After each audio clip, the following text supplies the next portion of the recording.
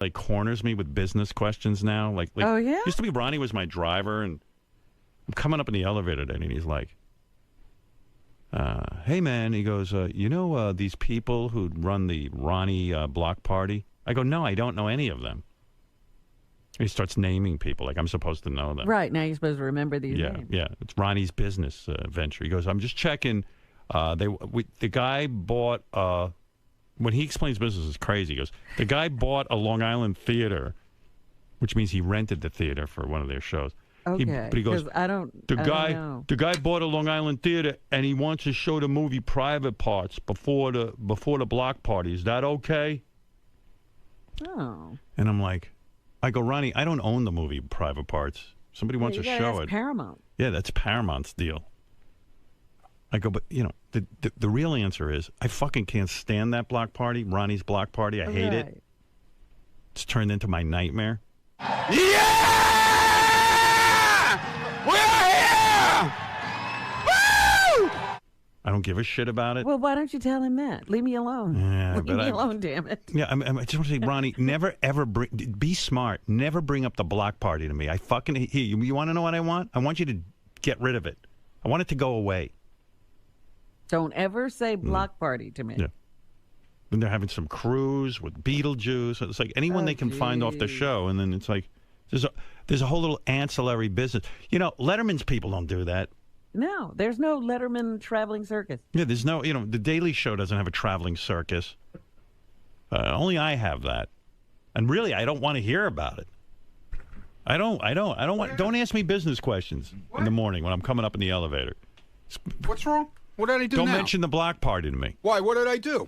What's wrong? No, I mean, with that whole Private Parts and showing the movie before the block party, I don't give a fuck about them. I want the block party to die and go away. So every time you bring but that's not true. What's What? not true? I was watching. What was I watching last night? I was just talking to Lieberman about the pace car thing. Yeah. And you were on there, Right. making comments. Right. And do you remember your comment? What was it? How you make people from around you. Yeah, I'm trying to be nice. So do me a favor. Don't bring up that block party to me. All right. Especially in the morning. I hate it. I asked you. I'm trying to do the right thing and ask permission and not fuck up. I don't want to fuck up. Talk to Gary about it. Why would I talk to Gary about it? Because I don't You're want to be not He's not Gary's not Gary's you. the executive producer of the show. Yeah, don't but talk to me. Listen, Ronnie, listen carefully. I am listening talk carefully. to me about your block party business. If you got business with the limo, that's what you are to me. You're my limo driver. Understood. And you're security. Do you want to talk about that shit with me? Fine. You want to talk about your fucking block party business? Talk to Gary. Okay. That's it. Okay. I want to hear about it. It fucking makes me want to throw up. Okay. All right. All right. He doesn't understand anyway. I understand. I love how he says I'm listening while you're talking. She always waits till I walk out. When I say something, go ahead. What'd you say? Do you think that I could show the block party at the block party? No, not me. You think we could show the? Who is it then? I don't know this fucking guy you're in business with. The guy asked me. The guy in other words, this guy asked me a simple question. Yeah, the guy's got a direct pipeline to me through you. This is some fucking guy I never would pick up the phone on, and now I got to deal with him. You're not dealing with him. Yes, I am. It's a simple thing. I had to deal with you this morning, so this guy has a direct fucking pipeline to me through you. It's a simple. It's a simple thing. It's simple for you. It's a yes or no answer. It was no big deal, I thought. I don't like. Then every answer is no. Yeah, Don't how about bring that? it up. From now on, everything is no. Okay. That's all my answer. All right. Think of another question, and it's no. Okay, you got another question? So now, whatever question you ask me, it's no. Okay. Okay. Okay? Okay. Gotcha. Like, in other words, do you think it's okay if this guy that I'm doing business with sells Howard dolls at the block party? Who said that? Nobody's saying anything. I'm not talking to you. What's the answer? He's making an example. I don't give a fuck about the block. I hate the block party. Now you know. I hate it. I hate that commercial you shot for your stupid fucking cruise. I hate it. It's not a cruise. Whatever it is. I hate that. I hate that all the people. That was Beetlejuice is. I hate all that. No other show has that. I don't want that. Well, that's not what you said. I know. So I'm being a nice guy. So don't fucking bring up any more business. All right. So that this guy, whoever this guy is, has access to me. Talk to Gary. He doesn't have access to you. Yes, he does. Through you. He goes, Ronnie, ask Howard. No, that was my idea. Ask Howard because I don't want to make any mistakes. You have an idea. Talk to Gary. Okay. Gary is going to be your. That wasn't his idea at all. That was my idea. Yeah. When you have an idea, as soon as you have an idea. No, it was my idea to run it by. No, whenever you have an idea, go to Gary. That's all I'm saying. It wasn't my idea. No, when you have an idea to come to me, okay, just say substitute Gary for me. And then Gary's going to come to you and ask you. Whatever. I feel more comfortable. Difference? Oh, it's a big difference. Hey, Ronnie, can I help you out on this? The difference is he doesn't have to deal with it. I understand what he wants. I'm the buffer. Okay. That way he's the guy who's going to tell you no. He can give a true answer and not have to be embarrassed. Here's what's going to happen. You're going to say to Gary, is it okay? Ask Howard if it's okay about the Private Parts movie. Should I ask him now? No, not in front of me. Then Gary comes to me. And I already Gary asked you, and you said it's okay. No, listen to me for once, and you'll learn how things work around here because you haven't figured it out. Okay. Gary and I will sit alone in a room, and I'll say to Gary, listen, I hate the fucking block party. Go to Ronnie and say, you're not even going to ask me, and just tell him no. It's not a good idea. That's how we do it. Gary pretends that he didn't ask me, and then when they say no, and then I'll go, hey, and then you'll say to me, Gary will be the bad guy. And then, of course, you won't be able to take that answer, and you'll come to me directly. I'll go, oh, gee, Gary didn't even tell me. Okay? That's what's going on, Ronnie. Ronnie, I hate the block party. I hate it. I'm putting up with it for some bizarre reason because I'm too fucking nice. But don't come to me with business questions about some fucking guy who's got an idea about showing Private Parts. I don't care about this guy. You know, when I was working 24 hours a day on that movie and writing it, writing the book and Len Bloom and all that, I wasn't dreaming one day it would be shown at Ronnie's block party. What's wrong with that? It's for the fans. Oh I hate it. Don't worry about the fans. I'll worry about the fans. When did I put you in charge of the fans? You didn't put me in charge. I asked a simple question, for God's sakes. I asked a simple question. How about selling my books there, too? Maybe you could do that. He's gonna Give them to me. I'll sell them for you. That's a great idea. That won't embarrass me at all. It's a movie. It's a movie theater with Ronnie, a movie. Just ask Gary. I already asked you. You said it was I said okay. All right. What am I going to say? Oh, my goodness. I don't want to deal with it. Did you? I did because I fucking can't say to people's faces. And he fucking knows that, too. Oh, bull crap. You've told me no to things. What did I tell you no to? I don't remember, but you've told me no to things. No, you've told me no to things. Name one. I can't remember right now. Because I never have. Yes, you have. Yes, you have. What is it? Name it. I don't remember. You don't remember? You're saying I said no to things, but you don't remember. I know you've said no to things to me. Name one. Because there isn't one, Ronnie. Get out of here. All right. Now, how is this guy going to show the movie, Howard? I don't know. Robin. He's not going to go to Paramount and get a print. He's going to get a DVD. Yeah, of course. Yeah, it's gonna be like watching on a DVD what you could do at home. It's not even gonna have a copy of the film. I don't know what he's gonna have. Maybe he is gonna have a copy of the film. So you don't have any problem asking me that question. Well, first before thing in the morning say when I'm trying to read the fucking paper. Before I find out that. No, we were in the elevator car. I didn't bother you in the elevator. I didn't. You weren't reading the paper in the elevator. That's exactly what I was doing. No, you weren't. You were talking to me. No, I was reading the paper, and then you started talking to me. Oh, so full of shit, man. We were walking up the fucking. Okay. So that's what you do. That's time for Ronnie's business hour. There's no business hour. I asked Leave a simple me alone. question. All I want to talk about is where the car is going to be, and when you're doing security. That's it. I've given you a great life. I know. I didn't. What am I saying? Hey, you think we could show the movie Private Parts before the block party? I hate the fucking block party. And I hate it. Imagine you're going to sit 2 hours of a movie, then the block party. Why do these people have to be tied up all day? Instead of going to a block party, why don't you just drive me? There's a fucking concept. I do this when I'm not driving you. Yeah. Well, you could be spending more hours driving me. I don't want to drive. You don't want to drive? No. Oh, you want to be on stage yelling. Yeah. Representing the Howard Stern show. I'd rather have you drive me. That's what I'm paying you for, not to fucking go out. I didn't ask you to be the representative. I didn't ask you. I never said I was the representative. Right. So please don't bother me about movies. Be smart and keep quiet. What are you talking about? Go to Gary. And then I'll tell you no through Gary. Why would I go to Gary? Because I don't like. Do you understand? I don't want to answer you directly. All right. I got you. You're a guy I know over 30 years. I don't feel comfortable saying no to your face. I'm telling you that. Okay. I'd rather Gary do it. Why? because I don't feel like being direct with you about your business You ventures. can be direct with me. I don't feel comfortable. You can say no. I don't feel comfortable saying no. I'd rather do Why? it through Gary. What's your That's my- problem? I have a problem. Okay. Okay? So now you know. Okay.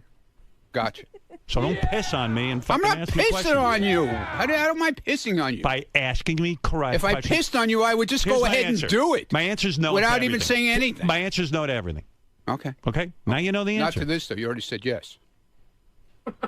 Yeah, go have fun showing my fucking movie. Why don't you show the Ronnie What's movie? wrong with that? Show What's the wrong fucking with showing Ronnie. your movie? I don't want anything to do with you guys and your fucking block party. I hate it. It's an embarrassment to me. So tell us to shut it down. I told you I didn't feel comfortable doing it. Well, then tell Gary You to shut tell it us to down. shut it down. All right. Well, maybe I'll do that then. All right. If you're smart, you don't bring anything up. Just go out and do your block party. You don't tell me about it. Yeah. No, you'd rather find out after it's done and I've done it and didn't ask you about it. No. And then you'll really be Use your mad. head. What do you have to show the movie private parts for? What is that? You're not having enough success? Why does my movie It was have just to be an idea that somebody came up with, and all you had to do was now say no. Somebody has worked their way into my life through you. I don't know this fucking guy. Who is this fuck? It's a guy who's a promoter who's buying the I show. don't care. I don't want this guy in my life through you. I shouldn't even know about this All right, guy. so we won't do it then. Thank you. Okay? Okay. We Why won't- don't you show your home movies? You ever make home movies? No. Well, make a home movie and show it to your fucking audience. Why you got to show me over there? They show it on TV. I don't understand what the big deal is. Do whatever you want. Then why'd you ask me about it? If it's Because not a big deal? I feel it's the right thing to do. Then don't bother me with it. Go to Gary. I told you that. Can't win here. Why don't you play tapes of the show too with there? I don't play tapes of the show. What are you Well, what's the difference? What's the difference in the movie? talking about? Well, why don't you do that? Showing tapes. Why don't you show tapes of the show? Show Ronnie movies. Make a movie and show it. No, but Who's then you'll be stopping mad you? about that too. I'm not mad about that. Yeah, you Go would. make a movie. No, you'd be mad. Go make a porn. Oh, you I'll make- do whatever you want. Make a porn. Yeah, do what you want. Don't involve me. My movie. My Who's bu- involving you? It's You're a involving me. movie that I they come play up- everywhere. I come up in the fucking elevator. I'm dealing with. There's a promoter out there who bought the fucking. I don't He know didn't this buy guy. anything yet. I'm just He saying. bought a theater in Long It was an Island. idea. Idea. Man, Are you guys finished? What do you want from me? This is what I I don't deal want with. it. I don't want anything. I don't Leave me ask a alone, simple Ronnie. I'm in the middle of this question. stuff. Come on. I'm doing a show. Get out of here, please. You're the one who called me in. I didn't call you in. Go back and listen to the tape. You walked in on your own. Oh. I didn't ask for you. They told me to come in. Well, don't listen to them. I'll tell you when to come in. Never. Ron, What? we talk for a moment. What? What? Have you lost sight of your role here? No. Go away. Lost sight of my role. Ronnie? Yeah.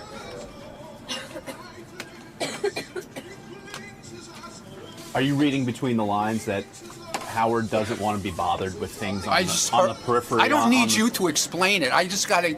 Somebody just explained it to me, okay? I don't need you to explain it to me. How will you navigate? I don't need you to explain it to me. Well, how will you? I don't need I'm you not to gonna explain explain I'm gonna it to ask you a me. Question. How will you navigate going forward? How will you navigate what you? I'll can set say my to Howard? GPS. That's how I'll navigate, okay? How do you know? That's why I have a GPS. How do you know what I'll to say navigate. to Howard? I'll set my GPS to Howard, okay? Will you be sending everything through Gary now when you just want to say good morning to Howard or something very simple? What?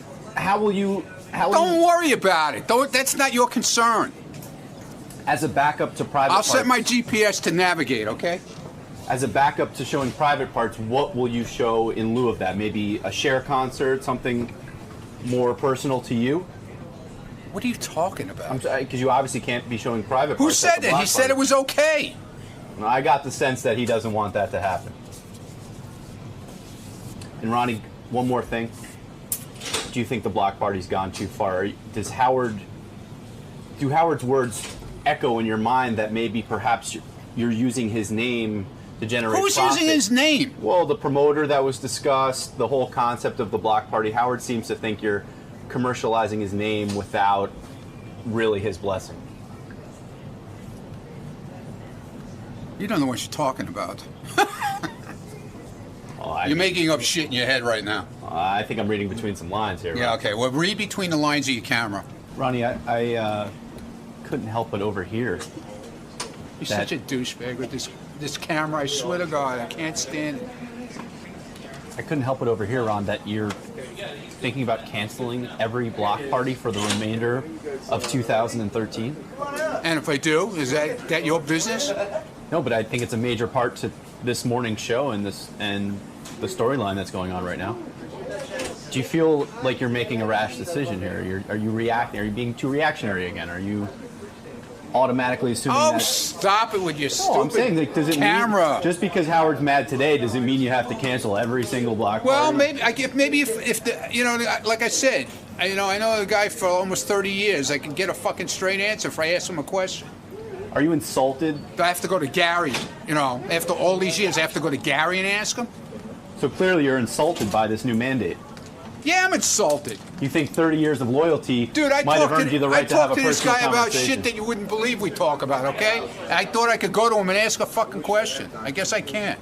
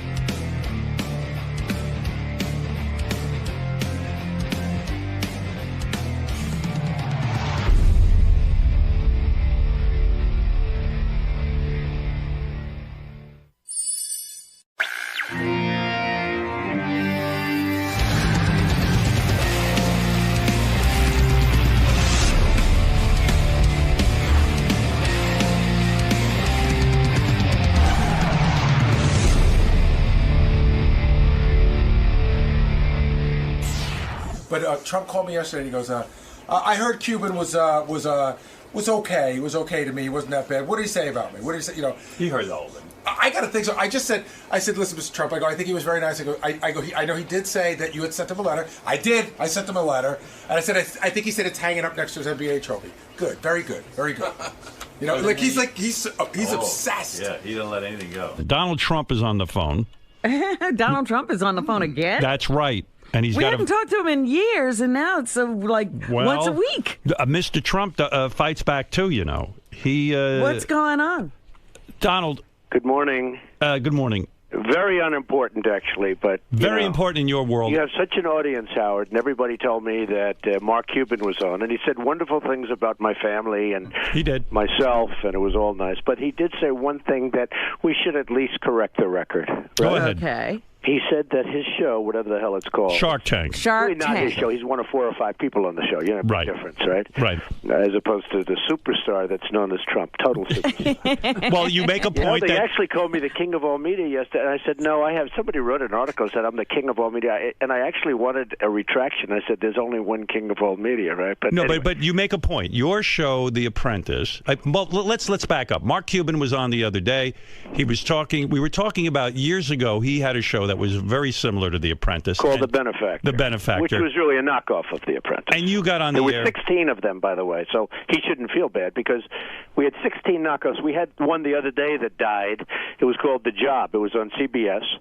And it died after two shows, and which I know pleases you because I love it. Your show was the original right. one. I love it, Howard. And you love when the original. So Mark Cuban was trying to be a show like yours, and you even said on the air to me, his show won't work. And it sounded like sour grapes, blah blah blah. But meanwhile, you were right. The show went off the air. Well, Mark did something that was a little bit rough because he went out, and, I've gotten along with Mark over the last year or so, but he went out with his show, The Benefactor, and he really went after me. Instead of saying, hey, and I spoke to him before the show went out, and he was totally nice. But some idiot told him to go and attack Trump, and this way you'll get publicity for The Benefactor. So he went after me. Naturally, of course, I go then after him. What did he say at the time? I don't know. My show's going to be better, it's going to be bigger, it's going to be this and that. In the meantime, I had like the number one show on television. And you felt like you had your back up against the wall, and you had to defend yourself. I had to defend myself. Right. So I've watched you do that all your life. I've been watching you a long time. Yes, and so for anyway, years. so years go by. Mark Cuban does get on Shark Tank. Shark Tank is, as you say, an ensemble cast. It is not his show. Well, don't go so fast. So the benefactor goes on, and it's a total bomb.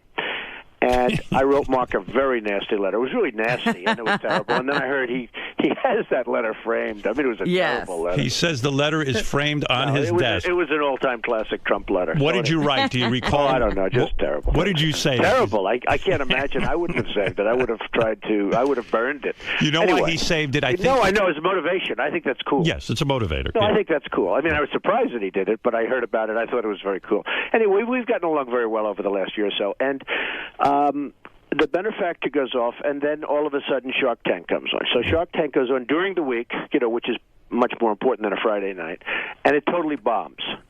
So they think they're going to terminate Shark Tank, and what they do is they put it on Friday night as a little bit of a filler. Friday night is called Death Valley. I see. Well, you know that. I mean, you have a show on Friday night. It's not a good thing. Right. And it did okay for Friday night. Actually did better on Friday night than it did during the week, because during the week it was a total bomb. They thought they were going to have to take it off. And what happens is it did okay, and that was it. So, and it's doing okay on Friday night. But Friday night's not a television night. So maybe they should move it back to a real night, see how it does. So Mark goes on your show, said nice things, but then he did make the statement that the show, Shark Tank, which again is a show of 4 or 5 people that go, do different things, that it did better in the ratings. And I said, whoa, what have we here? Right. I knew it didn't. I mean, I knew that. But so I called up the Nielsen people. I have people that do this. And they called up the Nielsen and the NBC Universal people. And I sent you a little copy of the Nielsen ratings where basically we kill them. Now, you got to understand, not only kill them, but we're in the 13th season now. This isn't a brand new show. Right. After, you look at what happens with American Idol. In the first season, we were beating American Idol. And in the first season, we were, on many evenings, the number one show and on television. And that was a great honor and all that stuff. But we did very well. But this is the 13th season. And not only did we beat them, we're looking at last season because this is just going on Sunday night. I hope all your viewers and listeners are going to watch it. But what happened, not only did we beat it, but we had to go up against the Academy Awards last year. How would you like a show that goes up? They programmed it incorrectly. That's and it unbelievable. Went up. No. The show opened against the Academy Awards. I said, I don't mind competition, folks. I like, I'm sort of a competitive guy, but you don't open a show and have a show against the Academy Awards. So this year they waited. So as you know, the Academy Awards, which, gets 40, 50 million people, the Academy Awards now is over, and our show goes on Sunday night. But despite that, and we did fine. I mean, we did fine against the Academy Awards, believe it or not. But despite that, so I sent you the ratings, and basically it wins in all categories, and easily wins in all categories. And, you have the ratings, and you can read them if you want, but it's not a big thing. But they come right out of Nielsen. So your point is that when... I just like the truth. You want the truth. I'm an extremely truthful person. Some people would say, why does this matter to you? But I think everything matters to me. Everything matters to you. Things get under your skin. Not under my skin, no. You know what? If let's say let's say he did beat me in the ratings. Right. I would say that I wouldn't be calling you.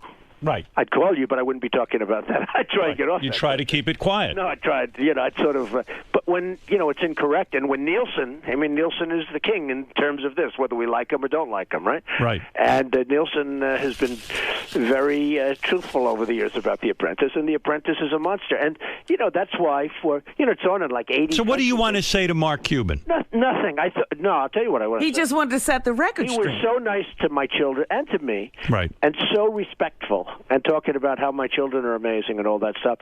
So I don't want to say anything. I think I think it's fine. But why don't you buy a basketball team and beat his basketball team?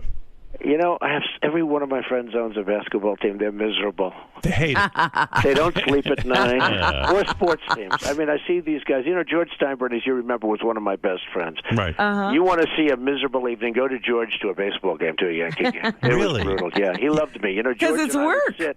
I used to say it was exhausting to sit with George at a game. If Derek Jeter didn't get a home run, he'd say, "Donald, I'm telling you, he's no good." You know, George was brutal. he was brutal. You don't want to live great. your life like but that. The truth is, these guys live and die by victories. Most of them lose. You know, most of them don't do a very good job, and I see it. And they say, you know, they're just really miserable. They live and die. And with all the teams, there's only one team that's going to win ultimately. Right, I know it's not good odds. And they're very unhappy people. So Are you?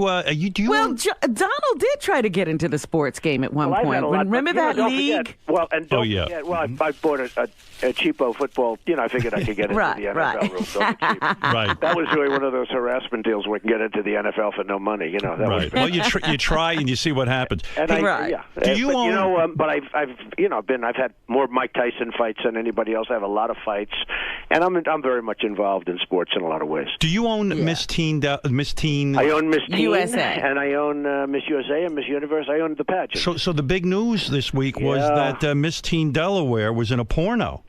Yeah, and we had to tell her to get a letter of resignation very quickly. Yeah. Why though? Why? Well, She was in a porn. So what? question. You think about it. Think about our country. So what? Kim Kardashian's a big star because she was in a tape. Paris Hilton was in a tape. Do you think Kim Kardashian's beautiful?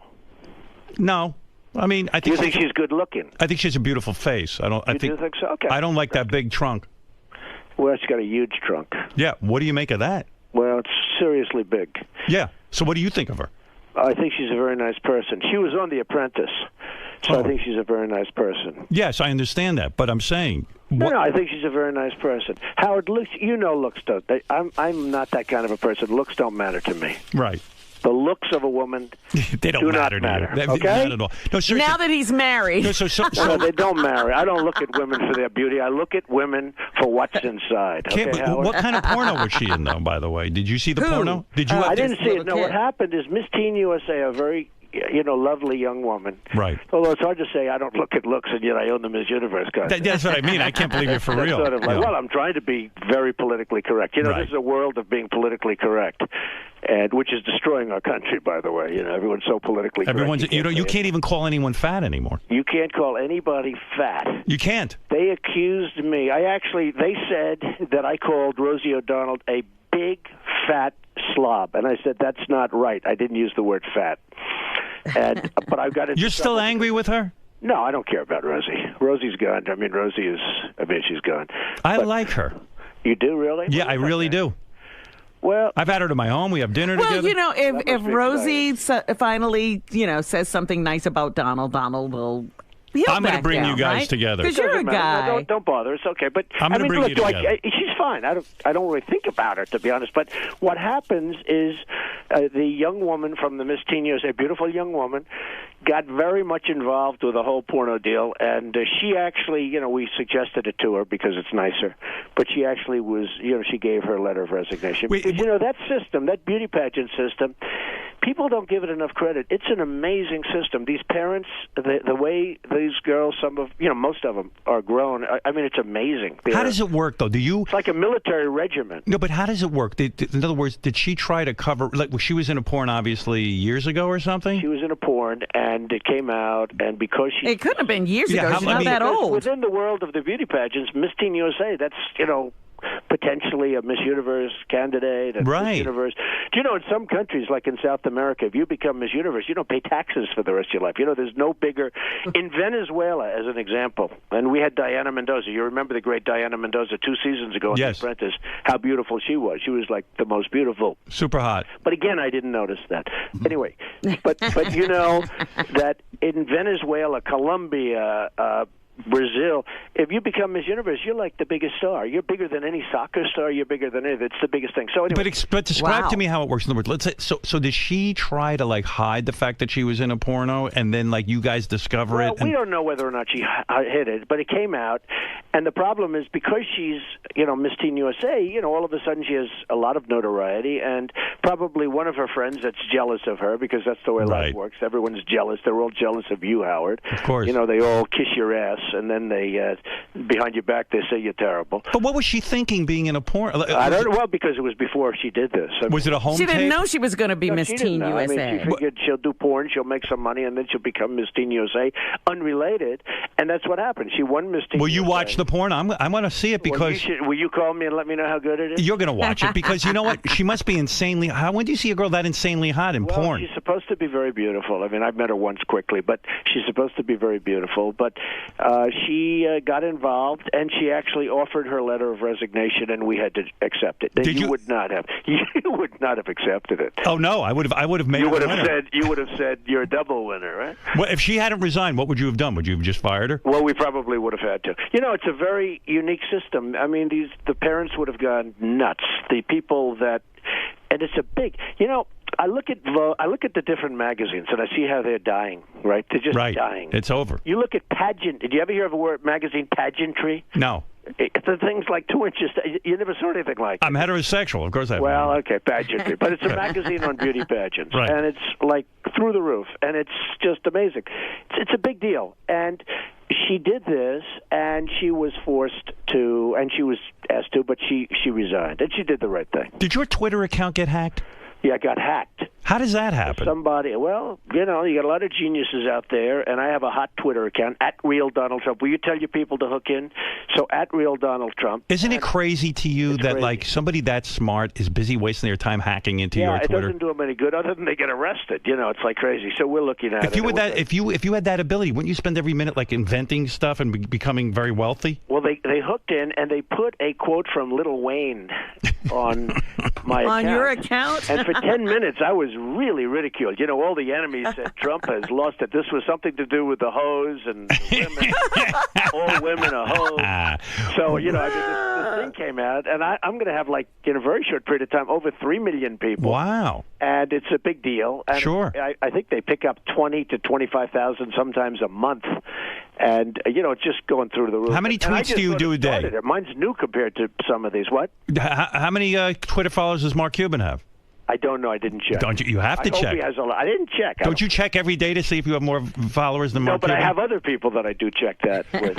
And you I tweet- do have other people. Who do you And not check? Who only do you that- check? not Who do only you that, check? I have very important followers. I have, you know, haters, and I have losers, and I have reporters, and I have everybody's on mine. But I know you. You must have actually researched this whole Twitter thing, and you probably have people who know how to cultivate it and how to, like, you know, handle this Twitter I thing. have great people, but you know what? More importantly, but it's my thought. I mean, it's my thoughts. Nobody else will give thoughts like this, and you know, I don't know if that's good or bad, but it is my thought. Like, Right. for instance, the Pope. Why is he? He should just sit Ride it back out. and die. He looks so bad. Everyone's saying, "What did he do wrong?" You know, they said it wasn't the first time. I said, "Oh, really? When was the last time?" 600 years ago. Okay, look, Right. let's call that the first time, right?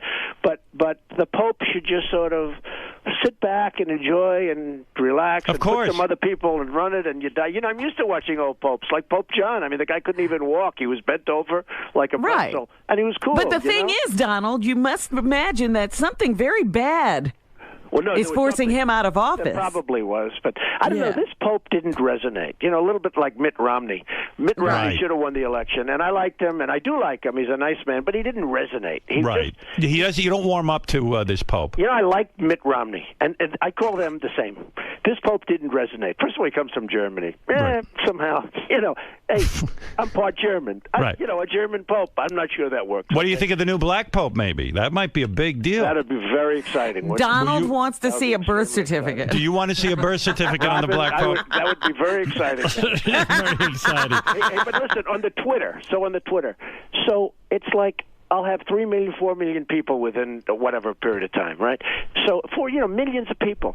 So essentially, I own more than the New York Times by a lot, Right. and I don't have to sustain the losses. That's true. You know, And- the New York Times used to have a lot of power. Now it's Right. a whole different thing, and it loses its ass. You know, I mean, the newspaper business is going to be over very soon. When people see me reading a newspaper, like my kids, Ivanka comes in. She said, "Daddy, what are you doing?" She looked at me reading it. What is that? She doesn't understand what I'm doing. I know. It's You're such getting your hands dirty with that print. Why are you doing that, Daddy? And she picks out her computer. She presses the name Donald Trump, and she gives me 20 stories. Don't you? Isn't there something you love about still holding a newspaper in your hand? Me too. We're old-fashioned. They do too. Yeah. We're old-fashioned. But you get about 10 years younger, it's like they look at us like, forget it. Hey, do you lay in bed and watch the Oscars, and do you tweet during the Oscars? Well, I did this time. And I got it. Are you laying in bed with your wife when you're watching the Oscars? Generally speaking, yes. Were you completely nude and she was nude? Well, let's not comment on that. But she has at least she has a great figure. You ever tweet, we're here completely nude? Yeah, but we won't comment on that. But she has a great figure. But I did tweet on the Oscars, and I... Yeah, you didn't like the Oscars so much. No, I thought they were... I think I didn't... First of all, I thought the set was terrible. It was so tacky. It was disgusting. I really thought Seth MacFarlane was fine. Right. I thought that... I don't like him. You know, he did me on the Comedy Central roast. They roasted the hell out of me, by the way. Right, I remember. Yeah. He was the guy, and he was terrific. It was terrific then, but he could really be the Seth. He was held back, even though they said he went too much. He was held back. Right. But I thought that you know, there was a lack of glamour. I mean, even the woman who won, she falls down the stairs. You know, that's very glamorous. With that dress, I mean. No, think of it. Yeah. Think of it. In the old days, Vivian Lee. They knew how to do it. But you know, you're right in a way. Vivian Lee did not fall. Clark Gable didn't. You're right. Her falling down was sort of the symbol, if you will, of the whole thing falling apart. Yeah, the whole. No, I thought it was fine, but I didn't find. And I tweeted. I said, "Where is the glamour?" Because I'm a romantic. People wouldn't know that about me, but I'm a major romantic. But I said, where is the glamour? Where is the beauty? There's no beauty. There's no glamour. Why can't I warm up to that Anne Hathaway? I find her annoying. You know what? I'll tell you what. It's going to happen. She lived in Trump Tower. I like all people that live in my buildings. Okay? Right. Anybody that lives in my building, even if they're really unattractive, I consider them to be beautiful. All right? Right. So what happens is she lives in my building. She lived there with the Italian scoundrel. You know the scoundrel? Oh, yeah, Yes. yeah. And we didn't know. He paid his rent on time until the very end. You know, it was one of those things. But she got lucky when she got rid of this guy. But she lived in my building, so I got to see her up close and personal. I wasn't a fan at all, but she's grown on me. You know, it's like the Mona Lisa. A lot of times you'll have a painting. Friends of mine that really do the paintings big league. A lot of times they won't like it, but in the end they almost fall in love with it. They're like infatuated with it. They can't leave. I mean, they become sickos. They want to sit in the room and look at the She's a terrific actress, but when she makes those speeches, when she makes those speeches with, oh my God, it's very. Well, that's all phony rehearsed stuff. Right. It's all actressy to me, you know. You know, when they get up and they want to thank people and they forget and they don't really forget, but they want to make it like it's a big deal because they're so excited. It's all bullshit. Do you know why I disagree? You know what I disagreed with you on? What? I feel this movie, Django Unchained, was one of the greatest movies of all time. No, I didn't think so. Did you watch it? I'm with you, Donald. Wait a second. Did you watch it? It was a movie that. First Donald of all, loves movies. Okay, for those of us, it's and great, and it's not racist. Okay, but for, like the sick kid up in Massachusetts, up in Connecticut, that wacko kid, that dirty wacko kid. Lanza? Now, if a kid like this is going to see this movie, you know, if you're a little bit off to start off with, that movie is not good for people to see. Okay, because I've never seen a movie where so many bodies exploded as a bullet hit them. I mean, I've never seen a movie that bad in terms of that. And you know, I just Terminator. thought it was a terrible movie. I thought it was a totally racist movie. No, why would you say that? It's not racist. Fact, I thought it was racist. I'll tell you why it's not racist. First, you had the white guys killing the blacks. Then you had the black guys killing the white. I thought it was a terribly racist movie, and I thought it was really vicious and really. I thought it was bad. You know, these people that talk about gun control and should we have guns and shouldn't we have guns. But when you look at that movie can really screw up some kid that's a little I bit admired that movie, and I'll tell you why. It reminded me, even though it's a fantasy, it reminded me that our country was based on something so horrible, so horrific, slavery. And that if anything, it had the opposite effect on me. It made me feel more empathic with the black plight. Well, I didn't like it, and I thought it was a totally racist movie. So what are you going to do? I think you're reaching, Howard. You're Not saying at all. that Yeah, movie I'm did telling that you. for everyone.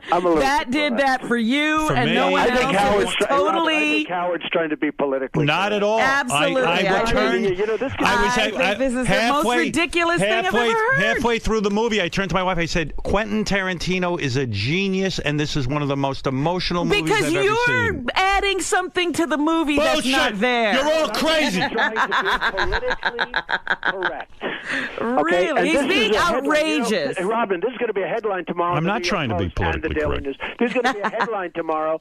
Howard Stern tries to be because after, No. How long have you been on the air, Howard? Donald, this is how I really First time feel. ever that he's been politically No, correct. I'm telling you my true belief. I've It was always a been racist honest. movie, Howard, and it was a shitty movie in my opinion. One I of the hate best it. movies It ever was made. totally just a revenge movie. That was it. It was nothing. I thought it was a nothing movie, and I thought, when a bullet hits the body doesn't have to explode for Right. 2 blocks away. The whole thing was disgusting, and that happened hundreds of times. I thought it was disgusting, and I thought it was very bad for young people to see that movie because I think it can really influence them. Did you have sex during the Academy Awards? No, I didn't. When's the last time you had He sex? paid attention. When is the last time you had sex with your wife? Well, let's see. What time is it? Come on, be honest. What time is it, Rob? Be honest. I won't say that, but Has it really been that long? I have a great wife. I do. I have a great wife, a beautiful wife. She was on the cover of Avenue magazine. She's been on many, many covers, including Vogue. She's a great person. Will we ever see and a her very naked? nice person. Will we ever see her do a nude layout? No, I don't think so. That's a shame. I tend to doubt it. Very sexy woman. I tend to doubt it. I think if we do, I will not be a happy camper. And that woman stays in shape, man. Oh, she's in shape. But she's naturally in shape. It's not a big workout deal or anything, which is nicer, to be honest. Well, she knows with you she's got to stay in shape. Well, I saw a woman the other day. She's in shape, but then I touched her arm, and it was like, a piece of steel. That's right. I don't like that. No, she's naturally in good shape. Absolutely. She's a very beautiful woman, considered one of the great beauties of the world. So I don't know how I got her because, beauty doesn't matter to me. That's right. Yeah, I told you that. Did you wake up one day and go, "Oh my God, she's actually beautiful"? No, that's the way it happened. You fell in love with her personality first. Well, listen to I fell in me. love with her soul. So listen, Howard. I'm going to do the Today Show now, so I have to run. But I will tell you.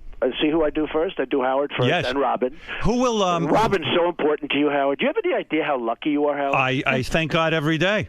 I mean, I do. Robin is just great. She's got such a way. She's fantastic. No, that's true, and I mean, I've said it a long time. She is fantastic. This is not a major breaking story, but she is fantastic. You're Well, right. thank you. You're I do love absolutely her. right. So, Howard, I just wanted to call you up. The Nielsen ratings. And Very if good. you We look have at it. The Apprentice versus that other show, Right. Shark Tank, which is fine, by the way. I think it's fine. But if you look, The Apprentice blows it away. Do you have the Nielsen ratings? I have it in front of me. You're not lying. Confirm that. I am confirming it right you. now. Thank you. We By the love way, you. answer this one question. How old is Melania allowed to get before you cut off her age?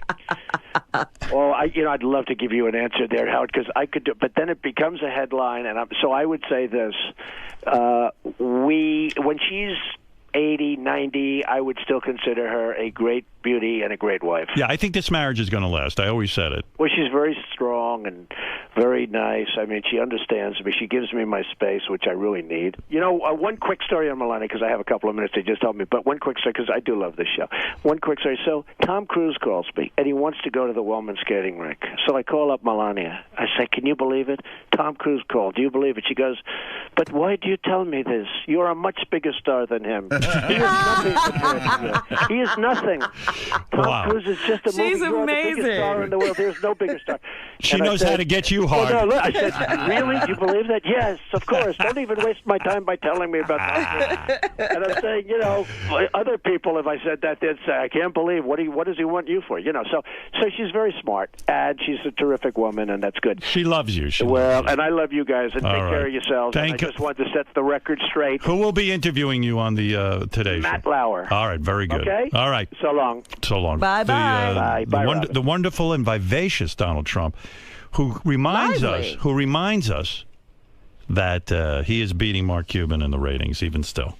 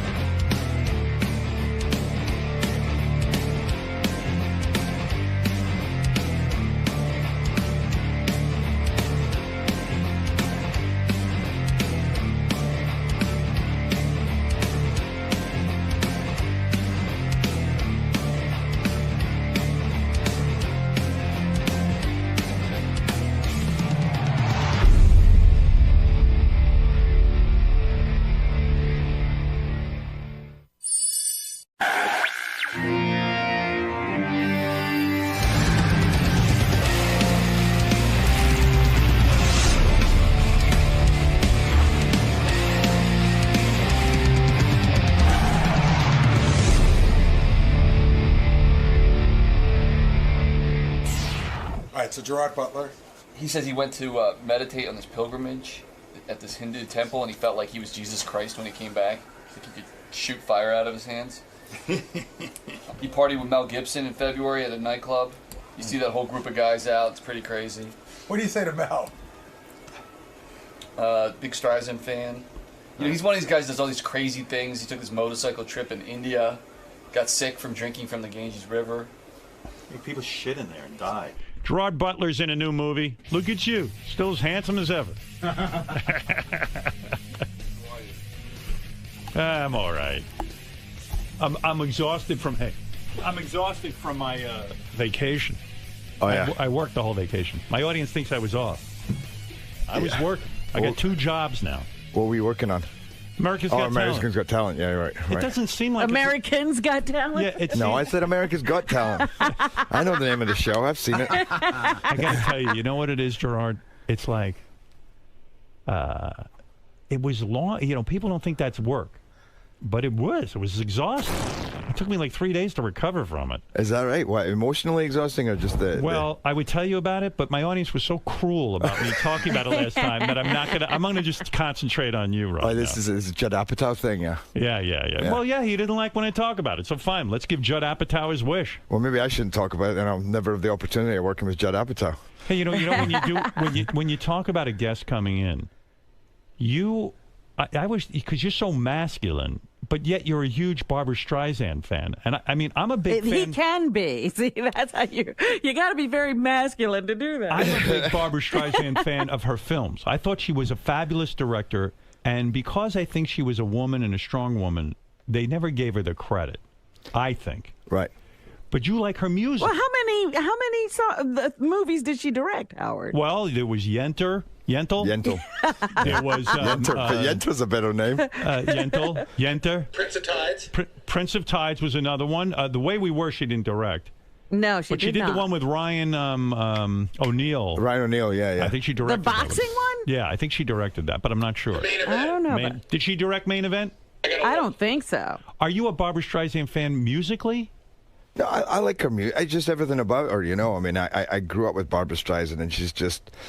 I mean, even when you look at singers today, the difference in the quality of voice, and even just that charisma that they had in those days, you know, she was the shit. You know, it's unbelievable what's going on in music. It's almost not cool to be a musician anymore, right? But hey, are you putting out a rock record? No. Did you go to Marilyn Manson and Johnny Depp for advice? What? I don't even know. I mean, I got to say, I almost want to compliment these people on their imagination. They just sit and go, what can I say?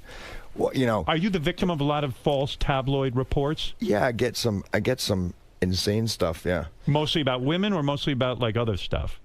Probably mostly about women. It's unbelievable the amount of women they got you linked to. Yeah, I mean... they have you having sex constantly. Like, you were a little 2 minutes later. You don't have time to act. I thought you were having sex in the elevator on the way Well, up. by the way, I was having sex in the elevator. Oh, you were. So it's not that I'm not always innocent, but the stuff that I hear, I'm like, oh, come on, really? You're not that busy sexually. I'm not that busy sexually. I got to tell you, there's many a time that I sit, because I mean, when I'm living in LA, there's so much. It's so often, you know, you sit in your bed on your own, you switch on the TV, and you watch the television, and you go, I know that right now there is some story out there about me shagging 3 women. Right. I wish they could see me now. If you're by yourself and you're like, why is my life so boring? But you know what? Seriously, I as a guy who I wasn't blessed with your kind of looks and machismo. And so I say he looks very good. He looks good, right? Thank you. You do look good. Like I own that same jacket, and I look like shit in it. You know what I mean? Like, I've never noticed that jacket on you. I love that jacket, by the way. Maybe we should swap. It would look a lot better on you. This jacket's pissed that I own it. So I should give you all my clothes, actually. You know what? Like for America's Got Talent, I went out. John Varvatos, I bought all his clothes. I love John Varvatos. Yeah, I got all his whole wardrobe. They helped me out. John helped me himself. And you know, at the end of the day, I still look like shit. I mean, so you got to look like you. When you were in Scotland growing up, were women always interested in you, or did it happen when you got in the movies? That's a tough question. I mean, How old were you when you lost your virginity? I was 17. Yeah, I was 16. What, so the women couldn't get to you? What happened? I just didn't know what I was doing. Were you not considered a very good-looking kid? No. I mean, I was pretty popular at school, you know. And by the way, I remember the first time that I ever flirted with a girl, and she walked up the stairs, and I said something to her, and she said something back, and then we just looked at each other, and I held this look, and she gave this smile, and my heart went, you know, it just almost feeling. exploded, and I went, that's what you do. Right. You hold a look, you give a little smile, and that was the first time I felt some stirrings down below. You know what? 17, it was a girlfriend, like a serious girlfriend? No, it wasn't a girlfriend. It was just a girl at school, and she was walking upstairs, and I made a joke. She looked at me, and I held the look. And I'm like, oh my God, this is fun. So I've got such an addictive personality that then all I did was flirt constantly. So I became. But before you got laid, were you getting blowjobs and stuff a lot when you were like 14 or 13? No. Wow. Other stuff, but not blowjobs. Yeah, I mean, Just making out and stuff. like I would get freaky chicks to make love to me, and then like it would be long between girls, like it would be like months and sometimes desert. a year, like a desert. It was awful with this face. I had I didn't even have that good a personality, so everything was working against me. You know what I mean? There was one girl in the chemistry class, and I remember we used to always these Bunsen burners in front of us, and we sat at the back, and she used to wear these black stockings, and she, oh my God, I would get so turned on, and we'd start putting our hands in each other's legs as a dare, you know, and start working our way up to see where we would get really? to. Yeah. And then to me, that was even more exciting than losing my virginity. Yeah, right. That's hot. Oh, it's hot. Because if you get caught, you're screwed, and it's like the whole thing. And every time she'd let you go a little further. Did you ever consummate with her, or did you? No, never. It was just something that happened in that class. Once in the toilet in my house as well, but I mean, never. What do you mean? She actually came over and she started to screw around. Well, there's in the a bathroom? crowd of us over at my house, and we ended up in there kissing and kind of pressing against each other, and it was like it was. Why do you think you never made love to her? I didn't know what I was doing. I mean, you were that, yeah, right. Did porn help you learn how to do? No, I wasn't. That's what I learned from porn. From really? porn, yeah. Okay. That's why By the he way, was arrested several times. yeah, I thought you were supposed to just rip a woman's clothes off and do whatever you wanted to her. I didn't know you had to ask permission. Okay, you're leading me to so many. I went through to my brother's house to visit him in Edinburgh when he was a student. I just started law school, and the guy in his room had a box, I swear to God, 4 feet high, full of porn magazines. I didn't have any porn magazines, and he was throwing them out. My brother said, "Do you want some of these?" And I was with 3 of my friends who were all law students, and I took a bunch. We get in the car, we drive back to Glasgow. I'm going into the university. And they drop me in the middle. It's this street that everybody crosses. Everybody who's in the university, they all cross. And I used to be crazy. Well, I was still a little crazy, but I used to be really crazy. So I decided to do my French Connection impersonation. So I opened the door while he was still moving, and I dived out and rolled along the street. Are you insane? I'm insane. How fast is this car moving? Oh, it was slowing down. It was maybe 40 miles an hour. No, I'm joking. It was like just a couple of miles an hour. I roll on the ground, and I'm thinking, the boys are going to love me. That's crazy. My buddy Diarmid gets out the car with all the porn magazines. He throws them on the ground and he says, "And stay away, you fucking pervert!" And they drive off, and I'm left with about 20 porn magazines all on the ground, and everybody's looking at me, and I had to start picking them up one by one. It's so embarrassing. It was the most humiliating. And like titty magazine. Worse. They were like German. They were like serious deep throat porn. Guys who love animals. Yeah, I mean, just bad stuff. Yeah, and I'm smiling and I had to. I couldn't just walk away, so I'm like laughing at people like as if it's just silly, picking them all up. That reminds me of a story that happened to my wife. We get so much free porn here and sex toys and stuff. Right. So we had a friend. She said, Howard gets all those dildos. She hadn't been dating. She said, bring a couple of those dildos that he gets over to the house. So she wrapped them up in a paper bag. I gave them to her. She's walking down the street. What are the odds of this happening? The paper bag rips, and the dildos are all over the ground, and she has in front of like tons of people picking up like a black dildo, like 12 inches this long. You know what I mean? It's just so fucking embarrassing, right? I mean, it's too much. When you're picking up porn off the street, and people and women are probably like looking at you like you're dirt. Yeah. Oh, it's just awful. By the way, there was another time, you just reminded me, I was in a bar, and for some reason, I had it's not like I used to carry a lot of condoms around, but I had got a bunch, and I had 5 and I put them in the inside of my pocket, and I'm sitting in a bar. It was an old beaten-up denim jacket, and it had a hole in the inside. So I'm sitting talking to this guy, and there's a bunch of girls, and this girl walks over and says, "Excuse me, buddy," and she picks up 5 condoms from the ground. Oh, my God. That it looked like I'd crapped them out. And then you look like a douche. I mean, it was not my best moment. Right, it's like, oh, there's Gerard Butler, the guy who carries like 5 condoms because he knows he's going to get lucky. By the way, now that I look back, I think it probably made me look pretty, pretty masculine. Yeah. Like, yeah, babe, what about it? Do you still wear a rubber when you're with a new chick? Yeah. You do? Yeah, I'm going to say that anyway. You have no idea how many guys I interview, single guys like yourself, good-looking dudes, they don't use rubbers. It's like, and they laugh at me because I use one. You still use one? Yeah. You're gonna He's laughing at you too. Yeah, I use one, but how am I supposed to have birth control? Oh yeah, that's. I mean, seriously, I don't want to, have more kids.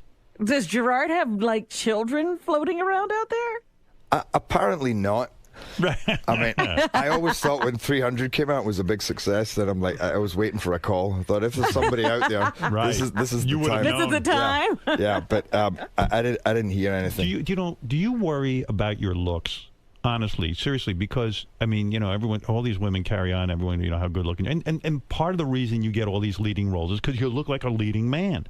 I mean, your new movie's coming out. You're a leading man type. Yeah. But do you have to sit? Do you worry like when you go and play sports or something that your face is going to get fucked up? Or I mean, I would be paranoid about that. No, I'm not saying that you don't look in the mirror and go, God, I look like shit today, or I need to get more Botox or something. Right. Did you get Botox? No, I don't. Would you ever do it? No, I mean, I don't think like that. I don't. I don't think that.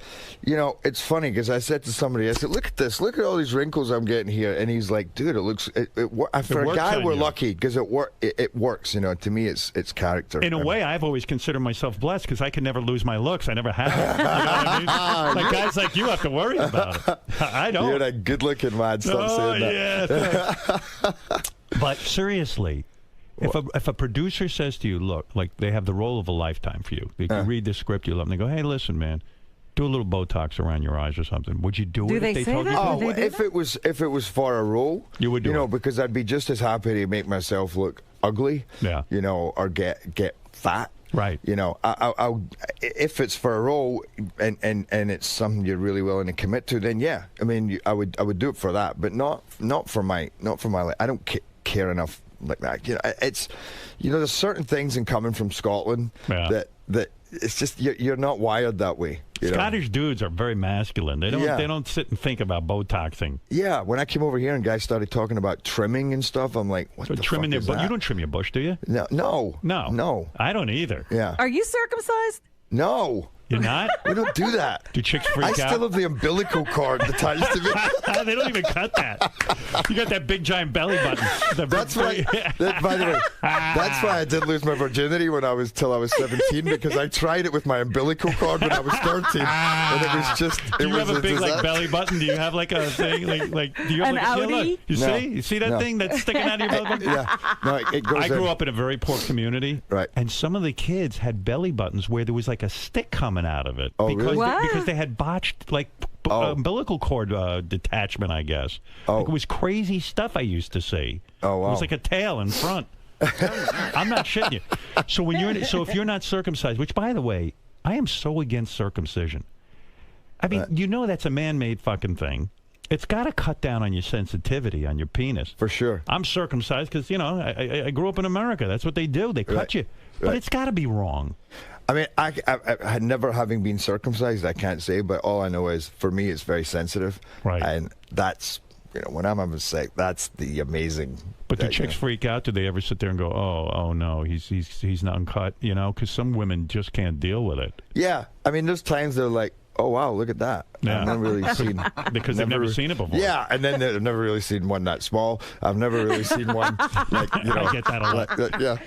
I'm pretty sure they cut off too much of my circumcision. But do you have to teach a woman how to be with you sometimes because they don't know how to handle an uncircumcised No, penis? I don't think it's that different. I mean, I don't... Well, they got to pull back that skin, right? And then blow you. Don't they have to pull back? Oh no, I don't know. I don't No, know there's enough nothing about. Oh, really? It's nothing to pull back. I don't know. I've never handled an uncircumcised cock. I've never handled a circumcised cock. If it was the right role, would you get circumcised for your? No, that would be going too far. Because Fred's uncircumcised, and he always talks about he had to learn how to clean the thing. There's always cheese in there and shit, and all kinds of stuff. By the way, you only get that if you haven't been, if you haven't been careful in the first place. You got to. That's the thing. Your hygiene. You got to be a little more careful about hygiene. Rightly so. Yeah. Yeah, absolutely. Yeah. It's good conversation. Good morning. Let me tell you something. These chicks love you so much. You could sell your cheese on the open market. People would pay you. I'm telling you, these girls want it. Okay. Like Robin, if Gerard said, "Hey, look, I'm going to make love to you, but I haven't showered in a week, so you're going to have to put up with my cheese," you would. You would. You know you would. You would. Stop it. Seriously, Robin? Okay. I know her. She would. Okay, we'll talk after. It's a nice snack afterwards. Give me a break. Please. So when you were growing up in Scotland, and I remember the last time we talked, you were a lawyer, which is crazy. I mean, you went to law school. Going to law school anyway. Yeah, and I mean, and then you decided to become a movie star and an actor. And I'm thinking about this. I'm looking at you now, and I remember the movie 300 where you really bulked up, and because you were saying earlier you would get fat for a role and stuff.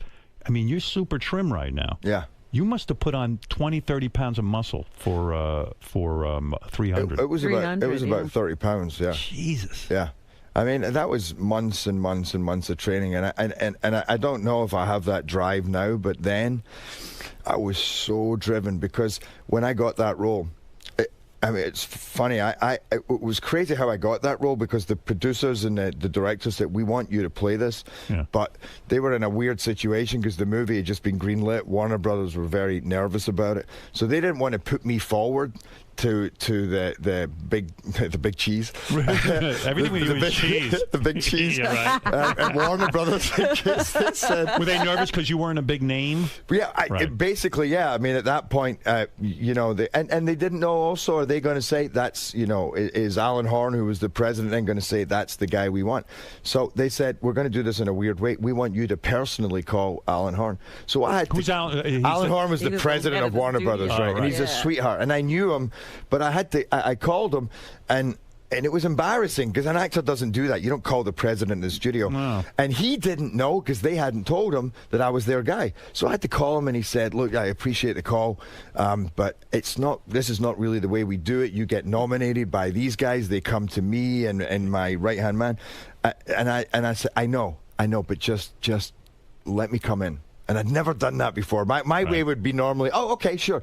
I said, "Just let me come in." He says, "You know what? Come in and have a coffee." So I went in and had a coffee. Because you're not forward like that. I'm not normally forward like that. And yet the roles that I got were always the ones that I actually was very proactive and just kind of took a gamble. So is that a good lesson for actors, that you have to sometimes be that pushy, aggressive guy even though it's against your nature? Yeah, and you know what's interesting is that I was just talking about this the other day. As an actor, I think what happens when you start getting offers is you just look at those offers and you forget that the quality is always going to get higher when you have to fight for a role. So the roles that aren't coming your way, so you got to keep looking up rather than on a parallel level. And I think I was getting to a stage where I was just looking on a parallel level because actors get egos. I mean, you stop auditioning, you say, "Well, I'll only read this if it's an offer." And by the way, you get a lot of scripts to, so you can't sit and read all day, but you can only, do so much. But it's always been in those times when I had to fight for something that tenacity comes out. You're right. So after you have a couple of hit movies, all of a sudden you're like, "Hey, I don't have to audition for this. I don't have to go in and beg for this." But meanwhile, you're right. You can't lose that hunger because the good roles are the ones everyone's fighting over. Exactly. Who are you up agast all the time? Is it like a type? Like, are you? Is it like you and two other guys? Yeah. Who's your guy? Who is my guy? It depends on the role because sometimes they're kind of slanting a little older, so they might say it's you or Russell Crowe, or other times, it maybe Jeremy Renner or Tom Hardy when you're going younger, and those guys are phenomenal. Right. And sometimes they come your way and sometimes they go there. And I always think they go the way they're supposed to go. You just, otherwise you make yourself crazy. If and I learned that early on when this role I wanted so much. And the guy that got it is an English actor called Max Beasley, and it was a Scottish role, and he's English. Right. And I thought, you know what? I could look at this two ways. I could be angry, or I could say, good for him. he's managing to pull off getting that role in another accent. Yeah. So that should just inspire me to work harder, and one day I'll be that guy. And he had more of a name than me, so that one day I'll be glad that I'm the guy who has that name and will get those roles. So I try to look at it that way. How hard is it for you to remove your Scottish accent when you go up for a role? I mean, is that difficult for you? No, I've done it. By the way, I feel like I barely talk Scottish anymore. I listen to myself and I'm going, what am I? I sound, like I'm a hybrid because I've done as American in so many movies. How do you learn to speak, with American, so to speak? You go. Like, who do you emulate? You can't go to a guy from Boston because he's got sort of like a Boston accent. Unless you're playing a Boston guy, and that's a tough accent. Yeah. Well, most people in movies speak in a general American accent. Right. So, and I don't try and focus on one person because then you're going to start getting caught up in their habits. But as much as watching TV and movies, what you do is you work with a dialect coach. And literally, you sit and you run sounds. So you'll be like, it's, for your eye. Because in Scotland, we say bright light. Yeah. We go, eye. In America, they go bright light. So you go, it's a bright light on a fine night. But the thing is, there's the same rule for every accent. So I is a certain sound in America, and ooh for moon. In Scotland, we go moon. Or we go good. And in Americans go good. So if I said to you, say the rain in Spain falls mainly on the plain without your accent. Okay, hold on. Hold on, because you normally you got to get your mind. This is the hardest thing, I think. Okay, the rain in Spain falls mainly on the plain. Wow. Yeah. Is that okay? Yeah, that was pretty good. And normally you do warm-ups because you got to, for American, you got to relax the lips, relax the tongue, and you got to just start talking like that. Because if somebody hired me to play a Scottish guy, right, to stay in that vernacular, to stay in that accent is very That's what difficult. I was going to ask. On the set, do you stay American? I do, but and that was the biggest thing as an actor that I did, because I was very shy to just walk around and improvise, and I realized one day it doesn't work when you're just going in for an audition and putting on an accent, because what starts happening is you start talking like this and you neither get the performance or the accent. Because that's so forced. You got to make it part of you. So you have to walk around all day. So I started walking around, I started talking, and I thought it doesn't even matter if it's bad, because people don't know. They don't think that's a bad American accent. They just think he's lived here for a certain amount of years. Yeah. You get every accent imaginable. And my best buddy was like, dude, you sound like an idiot. And I'm going, he's a director. I'm like, you're supposed to be supporting me. Stop telling me that it doesn't sound American, because it doesn't matter right now. What matters is that I'm learning to laugh, to sigh, to go high, to make it natural. To make it natural, and it made all the difference to me. Because I would imagine, like when I hear about Daniel Day-Lewis walking around as Lincoln all day, I think, wow, that guy's a fucking tool, But I get it in a sense. I mean, you got to stay in the voice, right? Yeah. And he's British too, so he's dealing with it. He should say that in his speech, by the way. I'm the tool that won the Oscar. That's why I act like a tool. The guy's a great actor. He's amazing. He's an amazing actor. Yeah. But Jesus Christ, imagine walking around all day as Lincoln, and then all of a sudden you take out your cell phone and he goes, "What's that?" It's. I'm the president. I've never seen such a device. How far does he take it? He's probably still living as Lincoln. You know what I mean? His wife said, "Why do you never answer my calls?" He said, "Because I don't know what's a call. What's a phone? Did you shout? Why are you not yelling out your window? Who knows?" In your new movie, do you play an American? I'm an American. Yeah. Oh, no kidding. So was it tough or is it action? No. Yeah, it was tough. You play a guy who is. Everybody's now, the new enemy is North Korea, because don't you play a guy who is protecting the president or something from North Koreans? Yeah, but it's... What are you, CIA or FBI? I don't know. No, I'm Secret Service. You're Secret Service? Yeah. Oh, that's cool. It's cool, yeah. He was ex-Special Forces, and they often move into the Secret Service afterwards, so he was... So what's the story? The North Koreans are attacking and you have to protect the president? Yeah, that's basically what happens. I mean, you cut into the story earlier where I was special agent in charge, so I was the president's right-hand man. Who plays the president? Aaron Eckhart. Oh, no kidding. That dude from Two-Face? Well, that's a very young president, isn't it? That's Two-Face. Because, he wanted to... You often, when you get presidents in movies, you know, there's that kind of I don't know, standard, very polished, a little dead. You know, there's a caricature that they have of presidents, and we wanted to make ours young and fresh with a bit of attitude, because, you know, it's a movie about heroes and how in a situation like that it kind of makes it, you know, in your darkest hour, how we rise to the challenge, and we wanted a president with a bit of bite. I mean, we open with a boxing scene. I'm boxing with Aaron because I'm teaching. The movie's really about keeping your guard up. And you're I say boxing that with him because you're teaching him how to fight. Yeah, because we fight. You know, I mean, most presidents stay fit. They go running, they train, they play golf, especially Bush. And Bush they couldn't get him off the golf course. That's all he did. And I'm afraid Obama might be turning into that too. Got to get him off the golf course too. You got to go back to the White House. What's that? Right. In the movie, do you bring in Ambassador Dennis Rodman to meet with the North Koreans? Like, wouldn't that be a cool move? Yeah. But we by the way, it's. The political backdrop is, there's a lot of tension between North Korea, South Korea, and America. Right. But the North Koreans in this are not the bad guys. They're just the unpredictable guys. We don't know. It's a black hole there. We don't know what they're going to do, because you just never know what they're going to do anyway. You always want to set a movie. You look at the global climate and you say, wait, if we made a movie about Spanish terrorists, nobody would go and see it because they're like, what? You know, they're from Jamaica. Like, what? Is that guy from Gangnam Style in your movie at all? Does he play the enemy? He's the leader of North Korea. Oh, Gangnam Style. Yeah, and he gets in because everybody's just like, what the fuck is that? And then he fucks with the president and he has to box the guy from Gangnam Style. I can't wait to see this. That's great. That's right, like a big dance attack. But they're actually terrorists. It's a militia force, so it's you know, as it often it's more style perhaps than Osama bin Laden, where he has his politics, but there's a personal vendetta going on because of what happened in his own life. And so Costner played a good Secret Service guy. Kevin Costner, when he was protecting Way Out. he was protecting Whitney Houston. By the way, you want to hear something crazy? Yeah. I was an extra in that movie. You're kidding? I took a year out in America, and I was living like a bum. I ended up joining a traveling carnival and working in.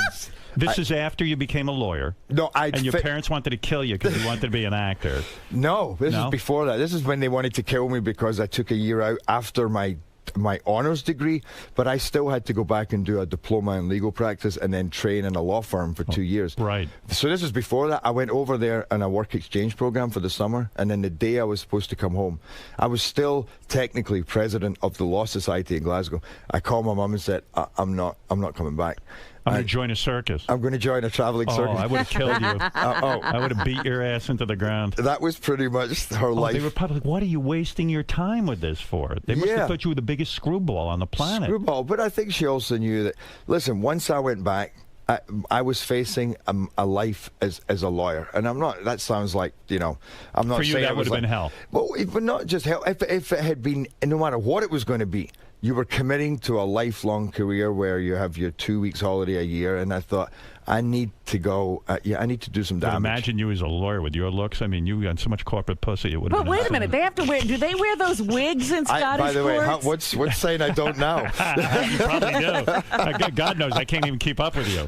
But do they wear those wigs in Scottish courts? Yeah, they do. You would look good in so that. you'd have had to. I don't need a wig. I've got that. I've got that look. I just got to dye. You've got that puffy hair. So what do you mean you joined? What'd you do in the traveling circus? No, it was a traveling carnival. So I was working on it was a device called the Wacky Wire, you know, that goes round in a spiral, and you got to. You ran a ride? No, it's a concession stand. Right. So people come and they pay $2 and they try to take it down without touching the wire, and it's pretty much impossible to do, especially because, you know, there's an arm at the back that holds it, and if you do it standing behind it, then you can do it. But if you're in front of it, you can't. You can't. But they win this massive teddy bear, and you're like, come on, win the biggest bear in the fair, $2 a shot. I'll give you 3 for 5. You?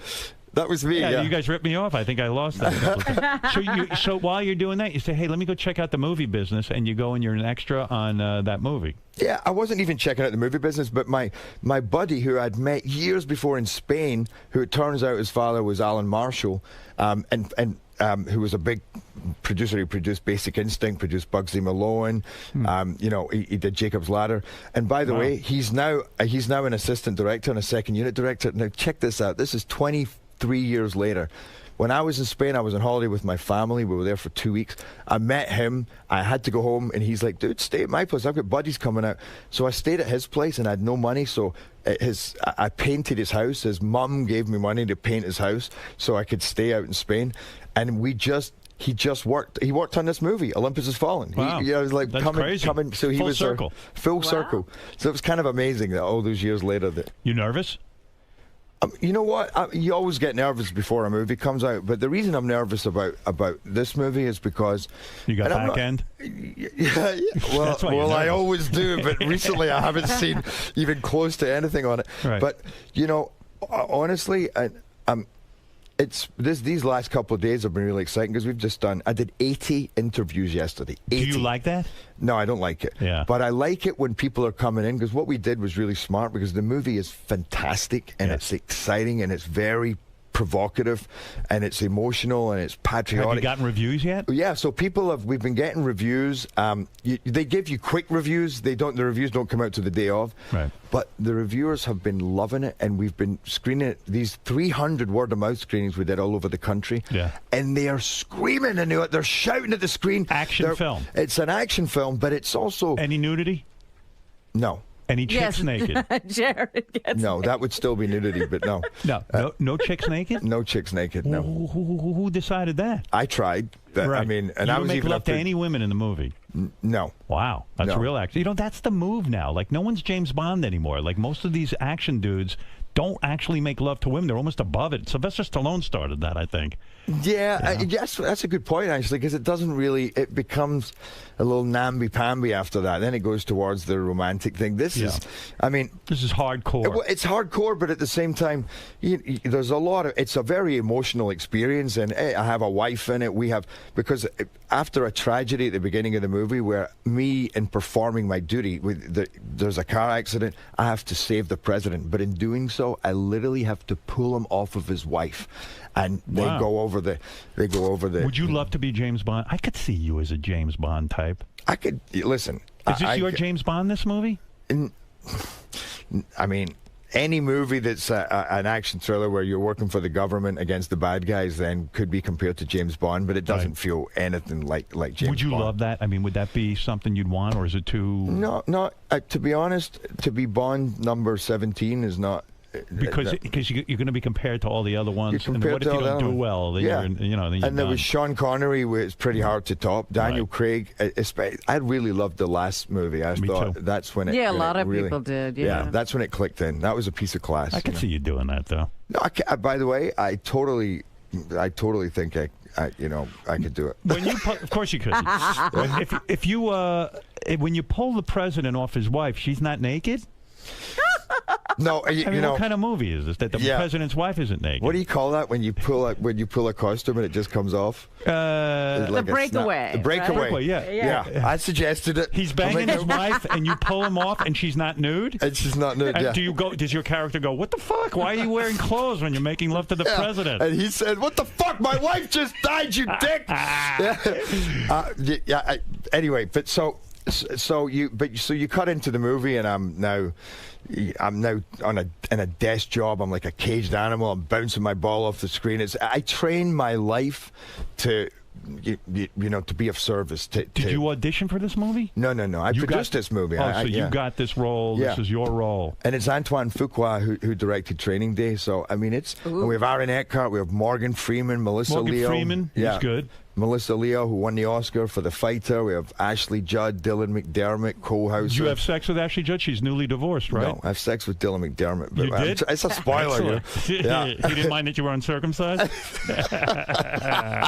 I'm glad to hear you have a small penis, though, with all the women you get. Oh, yeah, it's you small. Believe him. Can I just say? Yes. It's thin. It's thin. Mine's thin, too.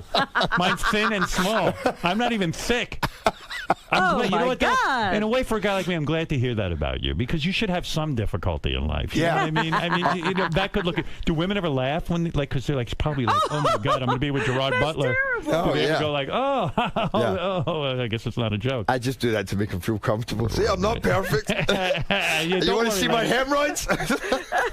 We had a woman in here who you made love to recently, but I heard you get mad because she went public with it. Brandy. You got from, angry at her. Real Housewives of Beverly Hills. You banged her. Oh yeah. Oh, you sober up. Well, you know what? By the way, here's the thing. She's hot. She is hot. I've never seen that show. I watch it all the time. There she is on our show right there. There's a picture of her. Oh, well, Good for you. She's hot. She is hot. But here's the thing. That was like you're at a beach party, you're having fun. This girl comes along, and she was so. So what do you do? She's like, doesn't matter. What do you do? I said, tell me. It doesn't matter. It doesn't matter. So we hung out. We had a little bit of fun. Suddenly, one day, I'm actually walking down the street with Antoine Fuqua, who directed this movie. That's who you care about, right? Who I care about, right. and this Papa, because they love to fuck you, those guys. They love to come up and ask you the most awkward questions. So he runs in my face and says, "So Brandy Glanville says you're great in bed." 10 out of 11. No, she gave you a 10, 11 out of 10 as a lover. Well, you know what I said? Hey. Who's Brandy Glanville? Oh, wow. Because one, I didn't know her last name. And two, I didn't know she was a celebrity. And I didn't know that she was going to go and fucking tell people about it. Oh, yeah. So here's the thing. Then she looked... I felt bad because she looked... And then I worked it out, and I'm like, oh, okay, that's who that is. And I called and said, one, I'm not very happy that you did that, because you got... there's certain things you got to keep a little private. Sure. And two... I'm sorry because I said I didn't know who you were. And she was in tears. She said, I'm doing the press for my new show, and now they don't want to talk about the show. They just want to say, so Gerard Butler claims he doesn't even know you, and you said you had sex with him. And I said, I know that's embarrassing, but what do you expect? She put it out there. Yeah. But she's cool. Could she have kept it going with you, or is that strictly a one-night stand for you? Like, in other words... No, I wasn't. I wasn't. I mean, I'm seeing somebody now. I wasn't. Say this was me when I was training for Mavericks. I got a place down in Malibu. You have your fun every now and again. Yeah. And she's a sweetheart, by the way. She's a lovely girl. But no, it wasn't. It didn't really. It's a one-nighter. It was a one afternooner. A one afternooner. One afternooner. I mean, the way she was. We had her on the show. We're talking. Way she's raving. I mean, 11 out of 10. Yeah, no, it was fun. Yeah, wow. I would imagine because she is fucking wild. Yeah, she is wild. Yeah, I like a wild woman. Yeah, sure you do, Howard. I see who you married. Well, how do you know my wife's not wild in bed? All right, she's not wild in bed. No, she used to be before she met me. No, she's not. But you haven't made love to any of the other housewives of Beverly Hills, Lisa Vanderpump. Now I don't know because they, maybe I did. Hey, but the movie Mavericks, that was the surf movie. Yeah. Did you almost drown on that movie or something? I read. I did. Yeah. Yeah. What happened with you? You were you actually had to surf for the movie. I had to surf, and it was my dream to actually go and surf that wave. Even though the movie is all about just that people have no idea how dangerous and how much training and what metal it takes to go. Had you ever surfed before that? I just learned. I wasn't even that good, but I knew what I learned. I actually learned to surf big waves before small ones because I knew if I can be towed in. I learned to tow in because it's hard to get up on a board while you're being towed, and then. What does towed in mean? I don't even know. I'm such a pussy. Towed in means there's a rope on the board. Yeah, you hold the rope. You're lying on the board. They pull you, and then you got to stand up. You got to get on the board where you're going, and then they've got to do it in perfect time so that you catch the wave as it builds. So in other words, they give you an assist because this is a high difficulty thing. They're hard to paddle into, and I thought if they can just get a few seconds of me on that big wave, I will be. And by the way, that cuts back to 300 because that to me when I went into Seattle and Horn, just to finish that because I said you will not regret you put me in this movie. I will kill myself for this. And then I set such a high bar. I thought, I want to be cut like I've never seen anybody cut. Yeah, and 300, you were fucking ripped. I was ripped, but right? You don't think you have the motivation to do that again? I don't know. That'd be difficult. That would be difficult, yeah. But so for Mavericks, I did the same thing, though. I said, if I could just go out there and surf Mavericks. So I pushed them because they're like, listen, if you get caught in Mavericks, there's nothing we can do. We can't go in because the waves are too big. We got to wait for them to pass. That might be 12 waves. That's 3 or 4 minutes. You're done. But I got away with it. I surfed it 3 or 4 times, and to be with some of the best surfers in the world. I didn't surf it well, but I just got up. And you were there. I was there. And to see could they have faked? In other words, could you have never? Let's say you don't know how to surf. Yeah. If they had, I was up for Mavericks. I was probably next to you, and I've never surfed in my life. In other words, that would be funny though. Why don't I make Mavericks except put me in it? Yeah, and you can't surf at all. Yeah, right. So if you didn't know how to surf at all, could they have just faked it and used a body double and then been done with it? Or did you, in order to get the part, you needed to know how to surf? No. I mean, they offered it to me and said, they said that, well, the movie's not going to happen if you don't do it. So they said, so you do whatever you want. If you can surf a bit, if you can surf a lot, if you can't even surf, we'll work something out. Wow. So, but. You know, the thing is, it's just the difference. It's the subtle difference. You want to do it. You want to do it, and if you see the guy doing it, it's the same in a fight sequence. If you know it's him, if you have to do, quick cuts if it's a body double, and it's just not the same. So I wanted to do it, but that's not when the accident happened. It was the next week, and we were doing a part where we're paddling out, and it's the first time that the kid who's, Jay, played by Johnny, he's watching me paddling out, and it's the first time he's seen Mavericks, and it's awesome. So we're paddling out, and these huge waves are coming in. You're trying to get over the top. We were in the worst position, and this wave we saw it half a mile away, and suddenly, even as I'm talking about it, you get those butterflies in your stomach. The guy goes, "Paddle, Jerry, paddle, paddle," and you start paddling, and you're paddling, and you're paddling about 70 yards to try and get out of the way of this wave, and it's getting bigger and it's getting bigger. It's the size of like a 3-story building, right? And then you realize you've taken a gamble because now you're exhausted and the wave's going to hit you and you're going down. And I went down and I just didn't seem to come back up. And I'm like, why am I? Because when I'm going to die. Well, because it's at the end of the wave, because we were so deep, there's so much gas in the water that literally the white water is about 5 foot deep. You're not coming up. It pushes you down. You just don't rise above it. Plus, I'm spinning, and then I realize it's ripped my board off me, so I'm not being pulled up, and I'm out of breath. I'm literally, I'm going, this is horrible. And then the next wave comes. So I didn't even get up to the top.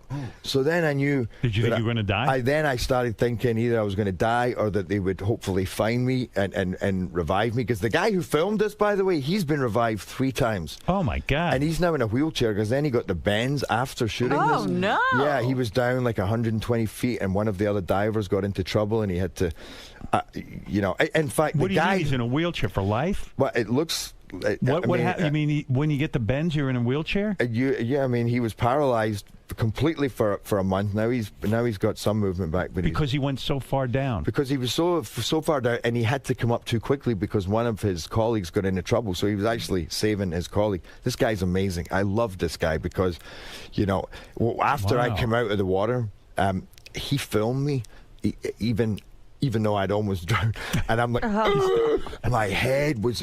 I thought my head was going to. Did they use that in the film? No, they didn't use it in the film because it wasn't really. I'm supposed what a to be waste! I'm supposed to be a good surfer in the film, but and I didn't mind that he was doing it because I knew that's a guy he'd be quite happily in this position. Wow. So, but it didn't stop. When I finally came up, there was nobody there. Oh, this guy, Grant, was on a jet ski, and to see him, this guy's 6'5", he's invincible. To see him looking at me, he was terrified. Mm-hmm. And I knew I'm in trouble. And he couldn't get to me. I went down again. Wow. I came back up. Then there was nobody there. I went down again. And then when I came back up, they grabbed me. But when he was pulling me, the next wave was coming. And I'm now right at the rocks. And when these waves hit these rocks, they go 50 feet in the air. They smash it.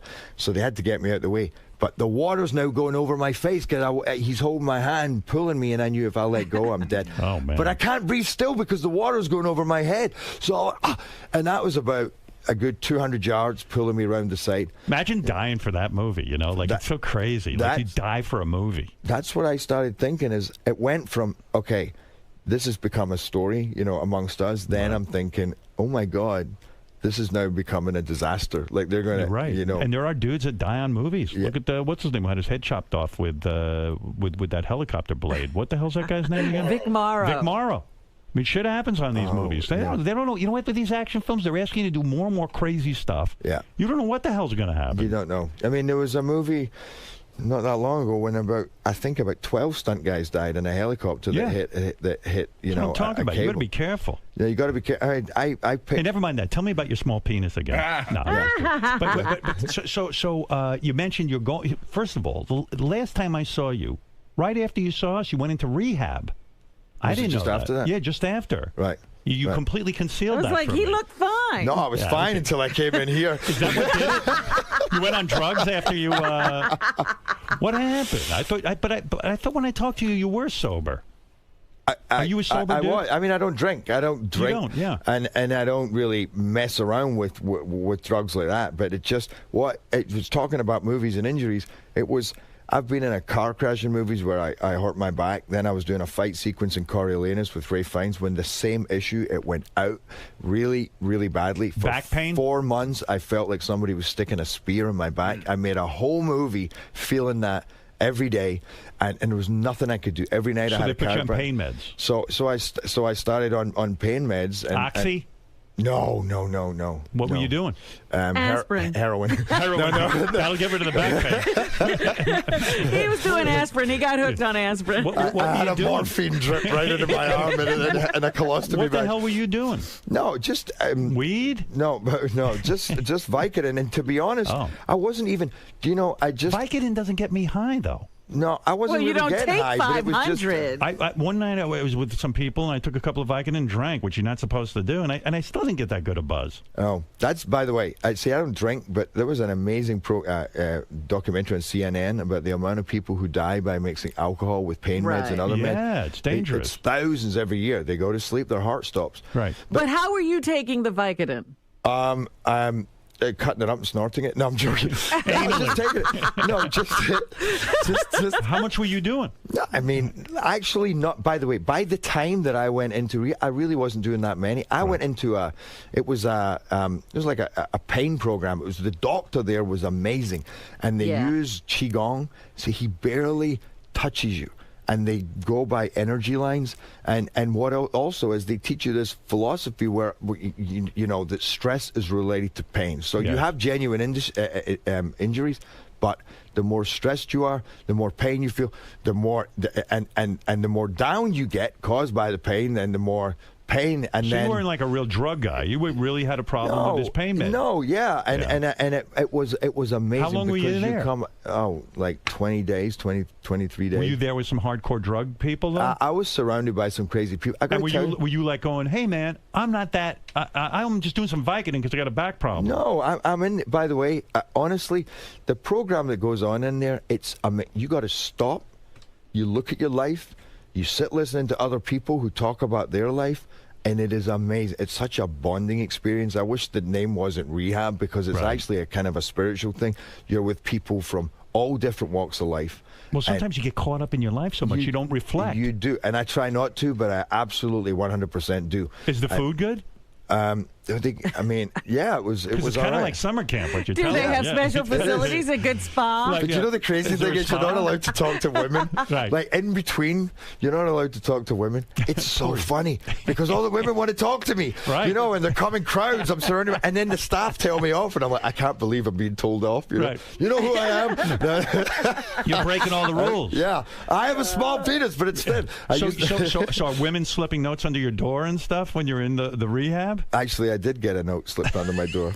What a life. Yeah. It's unbelievable. Like, you're in rehab, you're trying to reflect, you're trying to keep your shit together, and then all of a sudden you get the notes under the door. Yeah. Were you tempted? Yeah. What did the note say? It was just being. It was like something like you're fucking hot. I wish we could do something or something like, you know. The thing Was is, it you Lindsay share a room. Lohan? You share a room with Yeah. with somebody, and I shared a room with this guy. Oh my God, he was hilarious. He probably took the note and said, hey, this chick thinks I'm hot. I'm going to go bang her. No, but That'd be great. That would have been great. That's a you got me movie. thinking maybe the note wasn't for me. What a movie! I'm at rehab with Gerard Butler, and I get a note under my door, and I realize this chick wants to fuck me, and I go over there, and then she sues me because she thought I was Gerard Butler in the dark. Yeah, or Gerard Butler comes over, tries to fuck fuck me, and I sue him because I wrote the note to the other guy. Right. So who was the guy you were sharing the room with? Just like a regular dude? You know what? This guy was older, and he'd been married for something like 40 years. And then I think he just got a little bored, started drinking, and oh my God, I fell in love with this guy. He was such a good man. When I first met him, he was really annoying because he's like, this is what we do, class at this time. Remember, okay, it's 5-2, you got to be right. And I want to go, dude, fuck off. Right, But by the end, I loved this guy, although he snored so loud. Oh, I hate that. Even the earplugs. I mean, the room was vibrating, and I couldn't take that. No, I'd have to do Vicodin just for that. Really. I'm not kidding. I'd kill the guy. Yeah. So do you stay in touch with this dude, or I do. I stay in touch with a few people from there because you know what? I got to tell you, that's why I think everybody should do something like that, or go to some, to take a stop. That's why I do therapy. I'm telling you. You do therapy? You do psychotherapy? I have done, but I don't right now. Can you masturbate in rehab? Can you spend some time? Is everything off? Or is that like, do they tell he's you? got a roommate. Yeah. No, I'm saying, can you masturbate? No, I did, and then they said, where do you go? You got to do that in your room. I do it in group. Not in group, Jerry. Not in group. But seriously, do they tell you don't just abstain from touching yourself, or? No, they don't. They don't say that. I don't recall if I did or not. Did you have to clean toilets with your toothbrush and all that kind of stuff? No. Like none of that hardcore stuff. None like of Betty that. Ford type stuff. None of that. Yeah. So you would recommend? Were there other famous people there? Or were you the only famous dude?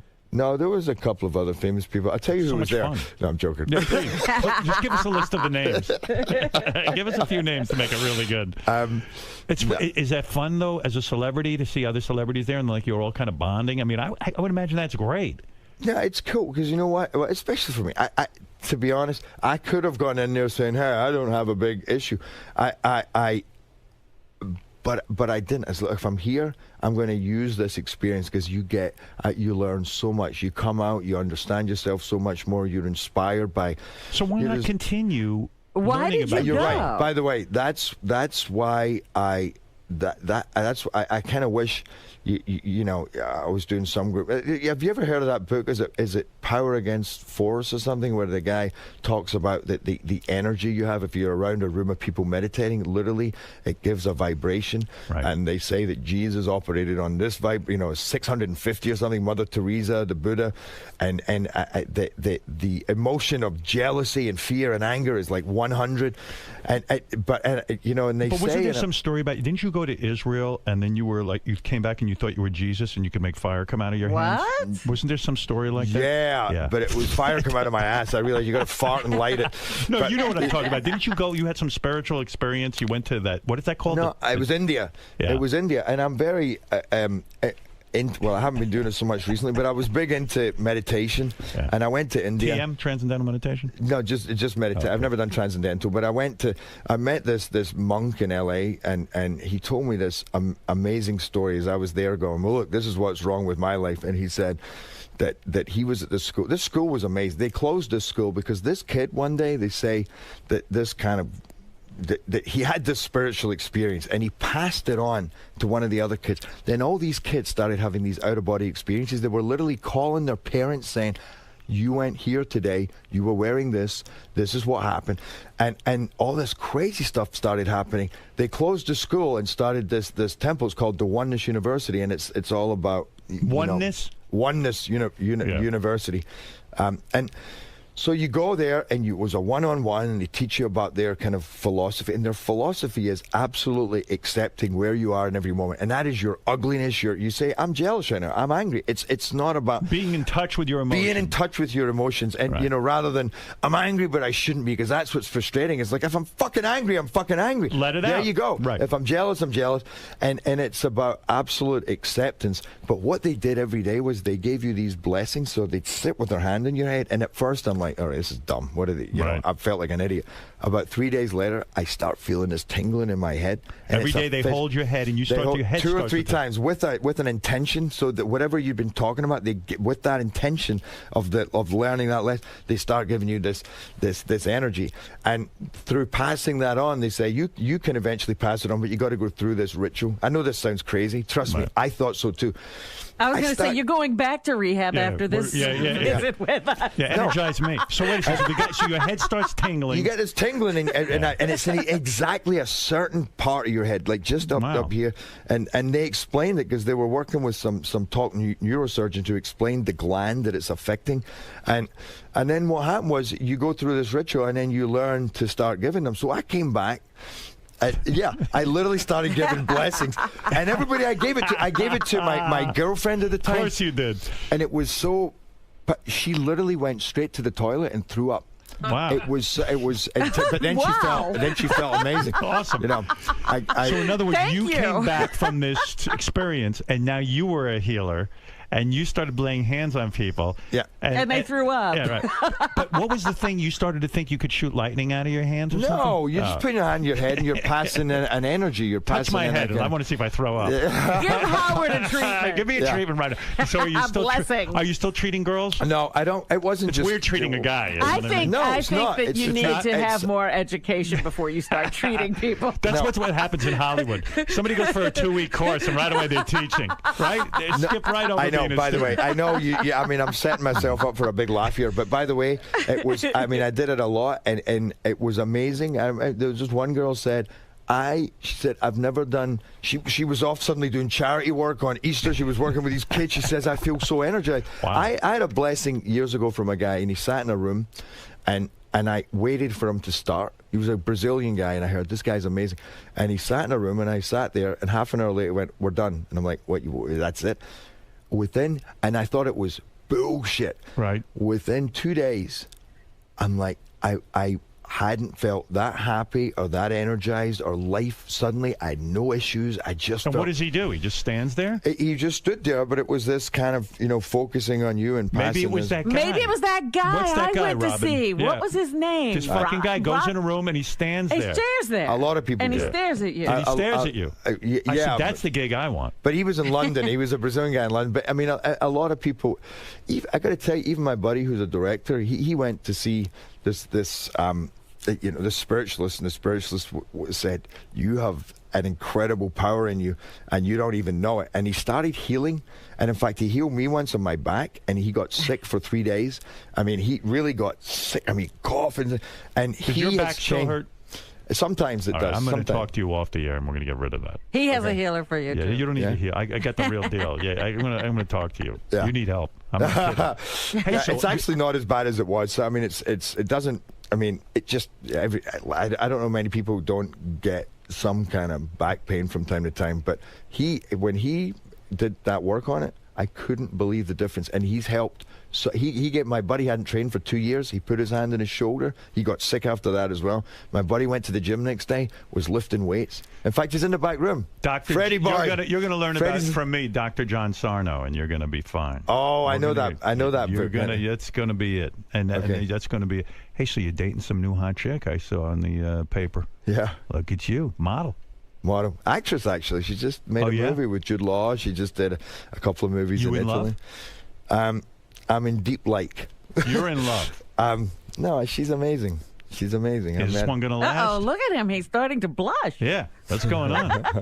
Did you do that healing move on her yet? Did you make her throw up? Yeah. Oh, there she is. Wow, look at her. Where? Right there. Look over there. Oh, my God. Oh, yeah. How do you not come fast with that? That's what she said. That's right. That's what she said. Oh, my God. No, How old is she? She's 14. I want to do the healing move on her. Good Lord. Where did you meet this she's one? 25. You know what? 25. Good Lord. Look at her. She's actually... She's perfect. She's the most beautiful girl I've ever seen. Physically perfect. Yeah. I met her in New York after this art gallery opening. Yeah. And my friend was talking to her, so I was saying hello, and I'm thinking, okay, I don't want to kind of stand here or get out of the way. He says, hey, sit down. I'm like, really? He goes, yeah. Great girl. You got to meet her. So we start talking, and she starts texting Paul Haggis, who we're all involved in the same charity, Artists for Peace and Justice. So I'm like, oh my God, you know Paul? And so then we get talking. We hang out till 7 in the morning. Oh. I say, let's go walk the Brooklyn Bridge, but first let's go and get jackets at my place. It's like, Perfect. and I have a hat collection of like 200 hats, crazy Russian, you name it, I have those hats. We didn't even kiss. we're jumping about the apartment. We're trying on hats. There was something so magical about it. And I went, this girl's amazing. And then I said, she was leaving the next day. And I said, I'm coming to see you in Milan. I'm coming.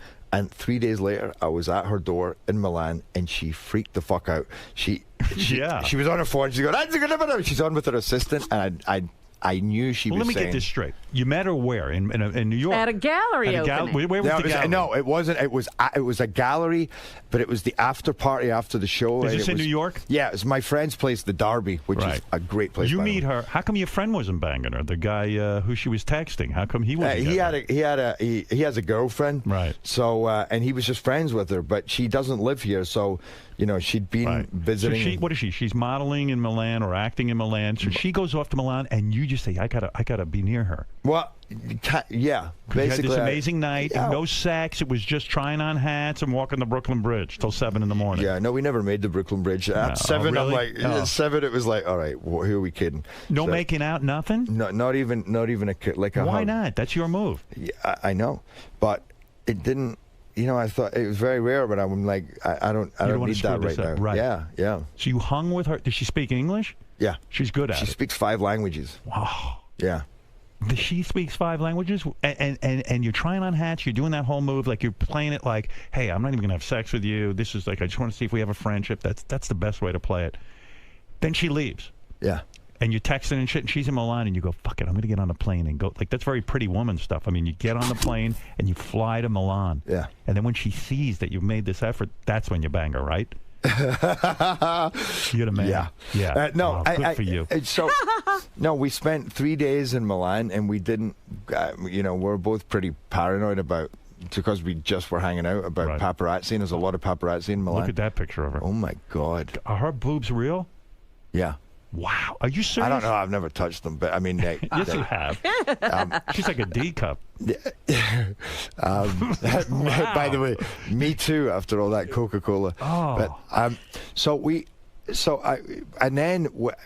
it was right before the Cannes Film Festival, so we went to Cannes, and we managed to kind of get away relatively unnoticed. And then I played a charity game for the rest of the world against England in Manchester United's ground. She came to that. Then we spent 8 days traveling Scotland, staying in bed and breakfast in castles and all over. And it was you can get away with doing that? Yeah. Man. By the way, I'd love to try on hats with her just to do that. It'd Yeah. be fun. You know what I mean? So wait a second. Let me understand something.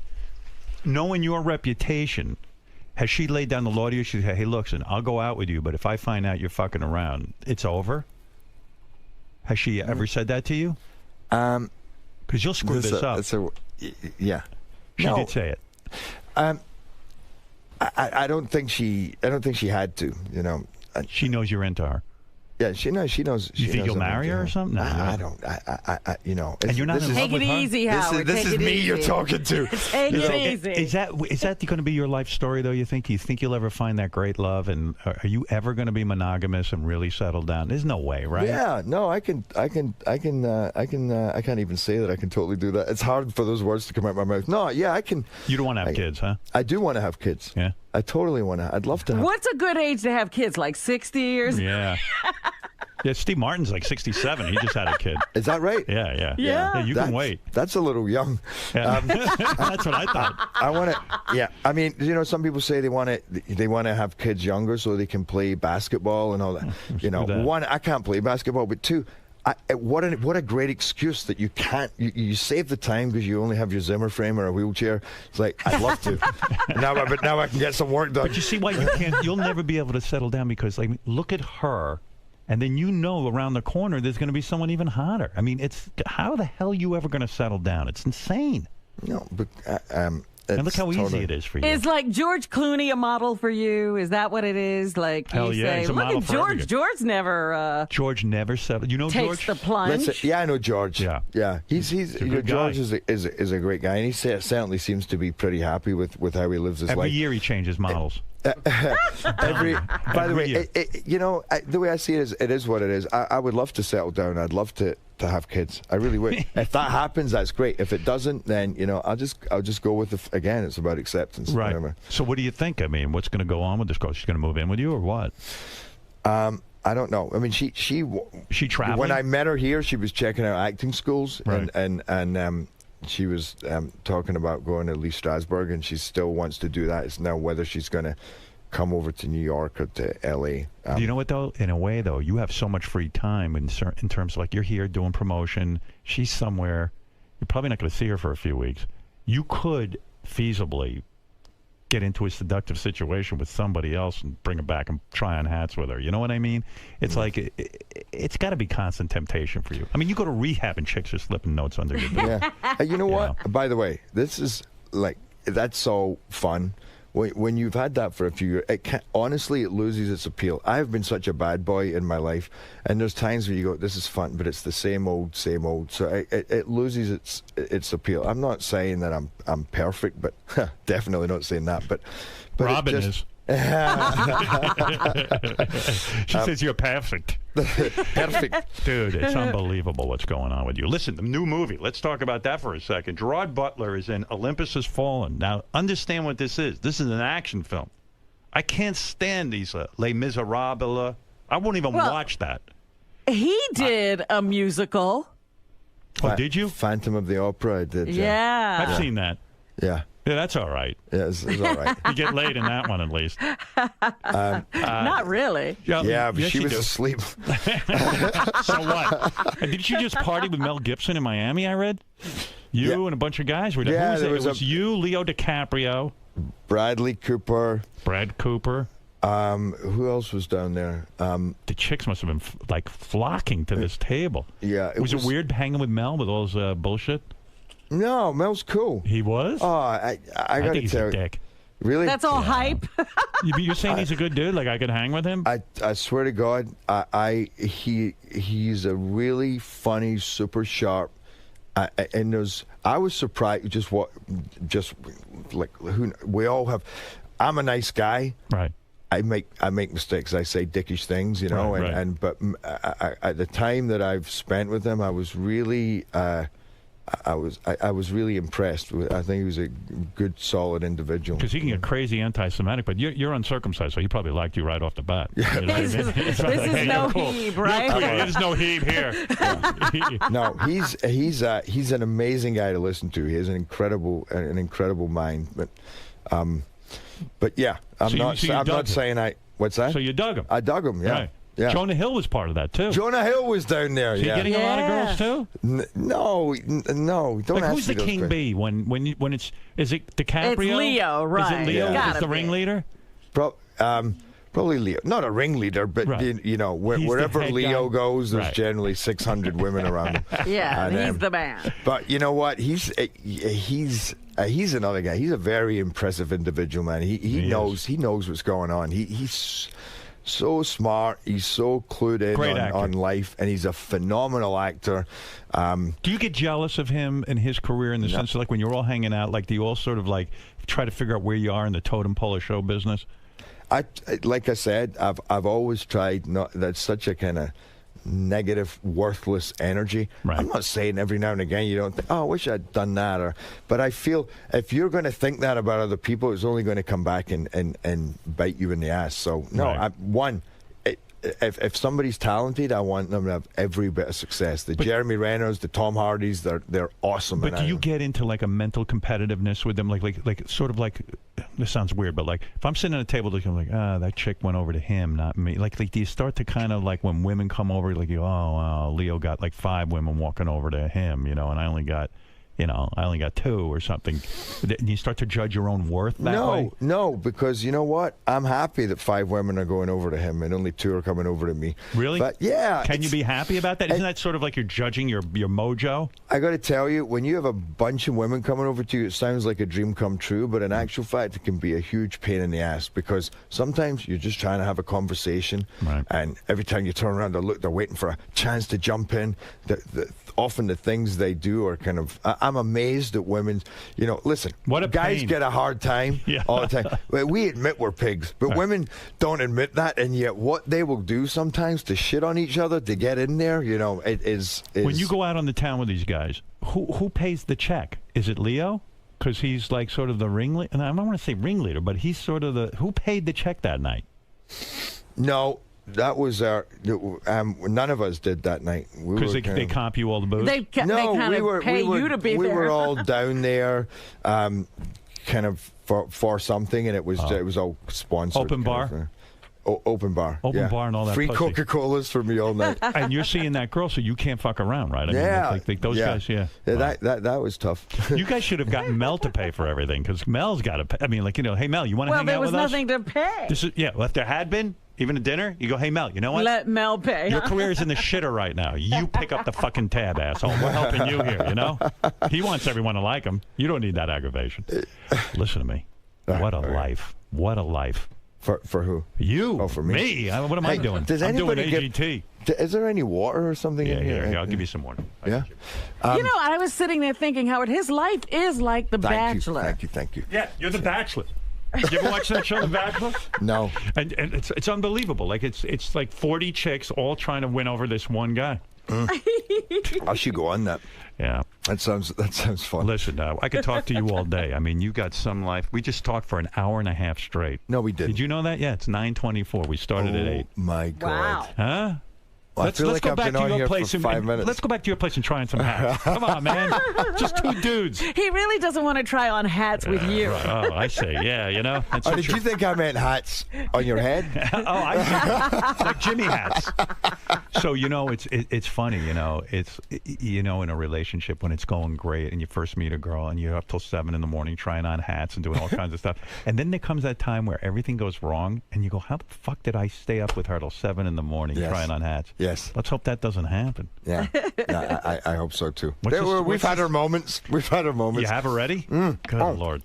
You're kidding. She's fiery. I mean, she is so, she's incredibly smart. She's very sharp. She's very proud. But a girl who looks like that is going to come to you and say, listen, I'm not going to waste my time with you. If we go out for a year, now I want to be married. Because if I sit here and wait, I could get used up. That's going to be the tricky part. Well, it's 10 months, and she's not been saying that. Oh, she's 25. Like, that's true. She might not want to get married yet. Yeah. You know what you're doing. Yeah. Shit. Man, you really know your shit. You got it down cold. He studied. Yeah. He must have gone to Clooney's house and studied. They got vocal coach and then like a Clooney coach. All right, listen. We could talk all day. The movie, I'm going to see this movie. I'm looking by the forward way, to seeing honestly, this movie. it's fantastic. I mean, we're getting like 100% positive reviews from people. It's such a buzz. I mean, how much you get on the back end? I'm not telling you. Give me a deal. No. You got money up front, right? What's your quote?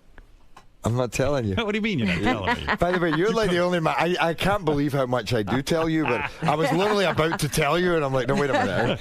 This is on radio. No, I mean, the quote is everything, right? Yeah, probably not as much as you think. $2 million a film? No, it's more than that. That's what I'm saying. Yeah, how dare you insult him? I don't know. What the hell? 5? I'm not saying. I would think for Gerard Butler, minimum $5 million a film, right? Maybe. Nice money. It's yeah. How many homes after do you commission and taxes, that's how many homes do you own?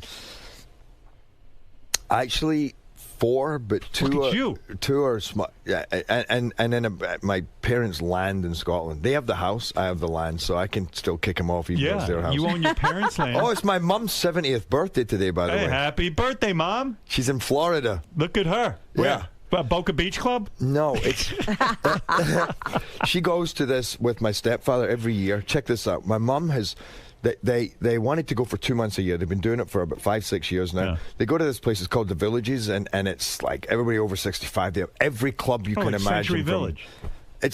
Is that what it is? Yeah, it's like Century Village. You go there and you hang out with all the old people. You hang play out. Shuffleboard and they all have that line dancing and aqua aerobics, and they have golfing, and they have a blast. Why do right? old people all want to do that? Yeah, well, just old people want to do something. You know what? I'm old enough to be in one of those homes. That's all the shit I don't want to do. Yeah. I just want to lay in bed and sleep. Fuck that. What do I have to go do now? Golf? You can't play shuffleboard. You know what? I'm going to sit and eat. That's what I'm going to do and sleep. By the way, you know what they did? They went kayaking. I got a note saying me and your Aunt Kathleen are going in a 5-mile kayak, and I didn't answer, but I thought that's insane. 5 miles. Yeah. The next day, They're in the hospital. we got the longest email. they almost drowned. Yeah. They Of course. capsized. My Aunt Kathleen had a panic attack, so my mum's screaming because the kayak is going down the stream. She's holding on by a rope. She's screaming, Kathleen, do something, do something. And Kathleen's going, I can't think, stop, I can't think for 5 minutes. She said she just blanked, The didn't know what to village do. is going to kill your parents and your aunt. Yeah. Well, this was some river they were going down, and seriously, They're crazy. They're crazy. Yeah, you don't do that at that age. What is it, Gary? I saw a piece on this place on CBS Sunday Morning News. Yeah. Everybody there has a golf cart, I think, right? And they all trick out their golf carts to make them look like antique cars or like trolley cars or something. It's not Century Village, it's just the village. The villages. They're called the villages. By the way, so now they don't rent the places out for 2 months. They say it's a 3-month minimum. Yeah. So my mum, who hates being there that long, but she's like, if I'm paying for 3 months, I'm staying. Right. I'm like, Mum, I'll get it. I'll bail you Doesn't out. matter. It's the principle. If we're paying for 3 months, we're staying. So now they stay for 3 months every So now year. she's torturing herself. Torturing Right, herself. right. It's yeah. beautiful. Yeah. All right, listen. You've said it all. We heard about the hot girlfriend. We heard about rehab. We heard about Brandy, who gave you an 11 out of 10 as a lover. Right. I hate you for that. Even with now a you're a small, good look- thin penis. Small, thin penis. You must do a lot of going down on women, right? To get an 11 out of 10, you must have done something right. My tongue, that's long, Yeah. but it's thick. Nice. That's, I got an 11 once from one woman, but it was out of 100. I'm not kidding. That's the only 11 I ever got. That was your highest score. That was my highest score ever. All right, listen. Gerard Butler, he's a good guy, great guy. A lot of fun, hanging out with Mel Gibson, Leo DiCaprio, Jonah Hill. Look what's going on. They go there, drinks are free. The women are a pain in the ass. There's so The many women of them. are free. He can heal you. This is what I learned. Ah, that's right. He If has energy to If deliver he to you. touches you with his hands and puts them on your head, you're going to tingle in your head. By the way, Yeah. you want to? I got it. I don't think I've ever said this on air before, but coming back from India, after getting all that energy put into you, I know it sounds crazy. I started getting really feeling very strange. I had to do. I went straight to. This is the next day. I went straight to a press junket in Hawaii, and I start getting all. I get faint when I'm standing up. The doctor comes, puts his finger on my pulse, says, "Feel this," and my heart had gone into what do you call that? Like a skip An heartbeat. arrhythmia? Yeah. Wow. It went up to 178. Because you had beats so per- much energy. Because all that energy they were putting in. I've never had that in my life. I've never had it since. And but it was literally all that energy going in. They had to give me this Rhythmol. I said, "Is I that can't my?" believe what you're telling me. Yeah, the nurse. I said to the nurse, "That's not my heart rate." She said, "Yes, it is. Get nurse. It's blah blah blah." They're giving me injections. They gave me this pill, Wow. and I was starting to feel faint even sitting down. But so if for those that would say that's bullshit, It was medically, you saw your pulse. Yeah. never had it in my whole life. So it was. That's actually not really selling the place. Right, yeah. No, That's really. dangerous. I'm not going to India. I'm never going to India anyway. I don't care what I don't care how much energy You they don't give me. care what they've got over Oh, there. they bathe and they shit in the water and they die in the water and then you drink it. Did you drink that water? Okay, by the way, I took a bike ride up into the Himalayas, up by the Ganges, and when we got Yes. up, the water got so fresh and beautiful. You literally have tigers on the other side of the river running wild. And one guy came up with a bottle of water and he's like, "Yeah, that's the water." I said, I can't. He said, No, it's fine. That's supposed to be an Indian accent. And so I drink it. That night, I go hiking. We climbed up to the top of this mountain. We set camp. And I got so ill, I spent all night crapping myself, vomiting. course. And then they had to come. I had to go down by a donkey the next day. I'm throwing up off the side of the donkey. And they put me in the car. I'm not even going to tell you what happened in the car. They drive me God. for a day and a half to get back home. I was sick for a month. Wow. Dude, you never drink that fucking Indian water. But it was up high. But what happened was the higher you went, and then suddenly you come across these villages, and they're shitting in the water. Yeah. I'm looking, I'm going, They bury their no, dead in there. I know. You just drank shit water. I know, but I You was up in the don't Himalayas. even I let thought, the water we're in the fall middle into of- your eyes over there. Right, that's right. By the way, we swam at Varanasi. That's where they burn the bodies, and that's where the river is Really? slow moving and would you do that? filthy. It was the most incredible experience. You walk into Varanasi, you feel like you took an ecstasy. Really? It was the best day I ever spent in my life. I mean, my God, what you're up to. You better slow down in life. Yeah, you're laughing at me. Laugh at him. Yeah. Get him under control. Yeah, I thought that was me slowing down. Robin does all that nutty shit, too.